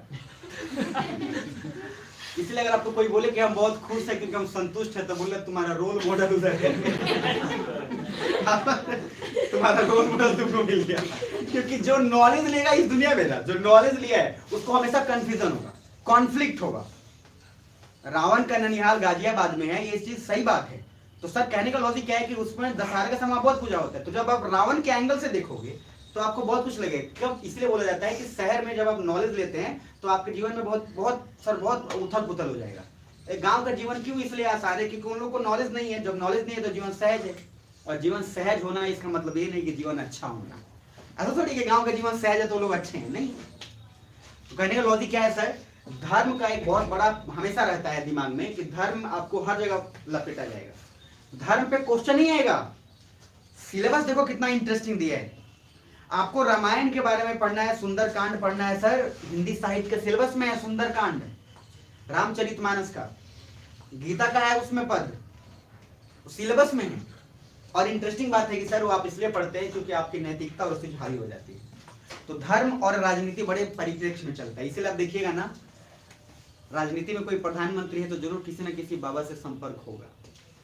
आप अभी करें सर, पिछले हर समय का देख लीजिए, बिना बाबा जी लोग की राजनीति ठीक नहीं चलता। इसलिए कोई ना कोई बाबा होंगे, नए नए बाबा आते रहते हैं। अभी रामदेव बाबा है ना, जा वही। मतलब कहने का ये है कि राजनीति में एक ना एक बाबा हमेशा होंगे। जिनका राजनीति में एक ही कनेक्शन होता है कि दो राजनीतिक पक्ष लड़ेगा तो बीच में बाबा मनाएंगे, बाबा को और कोई काम नहीं है। तो सर यहाँ पे पहले समझ लिए एक्टिव और पैसिव। अरे कुछ बुझाया? तो सर ऐसे देखो, जिस देश का कोई भी ऑफिशियल धर्म हो, कोई भी, तो उसको क्या बोलेंगे? थीस्ट। जिसका ऑफिशियल धर्म कुछ भी नहीं हो, क्या बोलेंगे? सेकुलर। उस सेकुलर में से एक्टिव सेकुलर स्टेट उसी को बोलेंगे जहां हर धर्म को बराबर रूप से प्रोमोट किया जाता हो। क्लियर है? जैसे इंडिया, कंट्री लिख लोगे ना, इंडिया, जहां पे बीएचयू है तो अलीगढ़ मुस्लिम यूनिवर्सिटी भी है, और एक ऐसा जहां पे हर धर्म को बराबर प्रमोट नहीं किया जाता, उसको क्या बोलेंगे? Passive secular state. क्लियर है यहां तक? कुछ बुझाया क्या? तो एस क्यू था सॉवरिन, सोशलिस्ट, सेकुलर, और डेमोक्रेटिक रिपब्लिक पहले पढ़ा चुका हूं, तो काम खत्म हुआ। ईमानदारी से बोलना, कुछ मजा आया? अब इसके आगे और भी शब्द जैसे लिबर्टी, जस्टिस, फ्रेटर्निटी, ब्रदरहुड, छोटे छोटे टर्म्स है, उसमें उतना गहराई नहीं है। अब भाईचारा है तो है, हम इंडियन ब्रदरहुड है, भाईचारा तो रहता ही है। तो वो चीजें हैं, वो बस देख लेंगे अभी, और एक क्लास अभी और लेंगे प्रियम्बल का अच्छे से, क्योंकि उसमें बहुत कुछ है अभी और। लेकिन क्या जो आप समझते थे कि खाली ऐसे रट लेते थे, संप्रभुता, धर्मनिरपेक्ष और क्या क्या बीच में समाजवाद, इतना से काम नहीं होता है। इतना से काम होना होता है तो हर आदमी कहाँ बैठा? आईएएस में बैठा होता है। कुछ बुझाया यहाँ तक? लास्ट बार रिपीट कर दे रहा हूँ, फिर मैप अभी करेंगे, तब जाइएगा, भूख नहीं लगने के नोट लिखेंगे, ठीक है? मैप आज खत्म हो जाएगा, जो बच्चा कुछ है बताऊंगे, ज्यादा देर नहीं लेंगे लेकिन क्लास करेंगे। इधर देखो, अरे अगर इधर ज्यादा देर नहीं लेंगे भैया, जब बोले ज्यादा देर नहीं लेंगे तो खाली बस सतर्क रहना है आपको, और कुछ नहीं काम, जल्दी कर लेना, जल्दी कर लेना, जिसको मन होगा चले जाना। अब खुश, अब रिवीजन कर लेते हैं। देखो इधर प्रियम्बल मैंने बोला, इट इज इंट्रोडक्शन, ध्यान से सुन लो, लास्ट बार रिपीट कर रहा हूँ। आज क्लास का पूरा जो आपका कंक्लूजन हुआ है, कैसे आपका टाइम निकल गया आपको पता भी नहीं चलेगा, अभी थोड़ा देख लीजिए। प्रियम्बल में आपको मैंने बोला कि सर इंट्रोडक्शन समझ लीजिए, जिसका मीनिंग है कि आगे किताब में क्या लिखा है वही प्रियम्बल होता है। प्रियम्बल के अंदर मैंने आपको बताया कि इसका given by objective resolution of 1946 given by Jawaharlal Nehru. अरे याद है कि भूल गए? दूसरा मैंने बोला प्रियम्बल को बनाने से पहले कॉन्स्टिट्यूएंट असेंबली और ड्राफ्टिंग कमिटी था। ड्राफ्टिंग कमिटी का हेड कौन था? भीमराव अम्बेडकर। और भीमराव अम्बेडकर के तर्ज पे उन्होंने एक चीज लिखा, और जवाहरलाल नेहरू, उन दोनों के बीच में एक बात कही गई, जिसके कारण प्रियम्बल को अलग अलग नाम से नोट किया गया। जिसमें पहला था soul of the constitution, identity card of the constitution, jewel of the constitution, और एक और क्या था? नदी बोलो, हॉरोस्कोपी ऑफ द कॉन्स्टिट्यूशन। इस प्रियम्बल जो है संविधान का कुंडली, आत्मा है, मतलब जो मन जो ठीक लगे वो बोल लीजिए। यहाँ तक क्लियर है? आगे बढ़े तो सर 3 शब्द उसमें आया, उससे पहले 2 चीज आया कि संविधान अपनाया गया था 26 नवंबर 1949 को, लेकिन संविधान को लागू कब किया गया? 26 जनवरी। इसीलिए संविधान दिवस 26 नवंबर को मनाते हैं, लेकिन 26 जनवरी को क्या मनाते हैं सर? गणतंत्र दिवस, दैट इज रिपब्लिक डे। यहाँ तक क्लियर है? अब आगे उसको बताया तो 3 वर्ड मिला, SQDR, sovereign, socialist, democratic, Republic. तो सॉवरिन का मीनिंग समझे, फ्रीडम फ्रॉम, सुन रहे हो ना? फ्रीडम फ्रॉम इन्फ्लुएंस, मतलब किसी के भी दबाव में नहीं आना। बट हम लोग अभी क्या बोला? Are we sovereign? Yes we are sovereign, but the way we are sovereign is totally changed. दूसरा टॉपिक सर आते हैं उसके बाद क्या? सोशलिज्म पे। तो सोशलिस्ट और कैपिटलिस्ट मैंने बोला कि पूंजीवाद क्या करता है? कंपटीशन ज्यादा बढ़ाता है, जिसके कारण प्रोडक्ट का क्वालिटी अच्छा हो जाएगा। और सर उधर बात करते हैं समाजवाद में, तो वहां पे प्रोडक्ट का क्वालिटी क्या होता है? बुरा होने के चांसेस होते हैं, क्योंकि कंपटीशन लो हो जाता है। बाकी रिसोर्स पे पूरा हक सरकार का होगा तो सोशलिस्ट, और किसी भी संसाधन पे हक किसी एक आदमी का होगा तो क्या बोलेंगे? कैपिटलिस्ट। यहाँ तक क्लियर है? अब उसके आगे आएंगे तो सर 2 चीजों ने देखा कि सेकुलर को समझेंगे, और सेकुलर को समझने में आपको क्या क्या मैंने बताया कि पहले थीस्ट समझो, एथिस्ट समझो, नास्तिक और एक आस्तिक। आस्तिक को जो भगवान में बिलीव करता हो, नास्तिक को जो नहीं बिलीव करता हो। एग्नोस्टिक का मीनिंग है जो बिलीव करे या ना करे, परंतु उसको इस बात से कोई फर्क नहीं पड़ता कि आप उसको मानते हैं या नहीं मानते। उसके बाद मैंने बोला थीस्ट स्टेट, जिसका एक ऑफिशियल धर्म हो, सेकुलर स्टेट जिसका कोई ऑफिशियल धर्म नहीं हो, और उसमें भी अगर वो ऐसा देश जहाँ पे सब धर्म को बराबर प्रमोट किया जाता है तो उसको एक्टिव सेकुलर बोलेंगे, और जहाँ पे बराबर धर्म को प्रमोट नहीं किया जाता उसको क्या बोलेंगे? Passive secular state. यहाँ तक क्लियर है जी? क्या समझा पाया पूरा? तो अब आपको 5 मिनट 2 मिनट दे रहा हूँ, जो भी आप लिखे हो, जो भी छूटा है बस 2 मिनट आप लिख लो, फिर एटलस निकाल लो, काम करके निकाल लीजिए।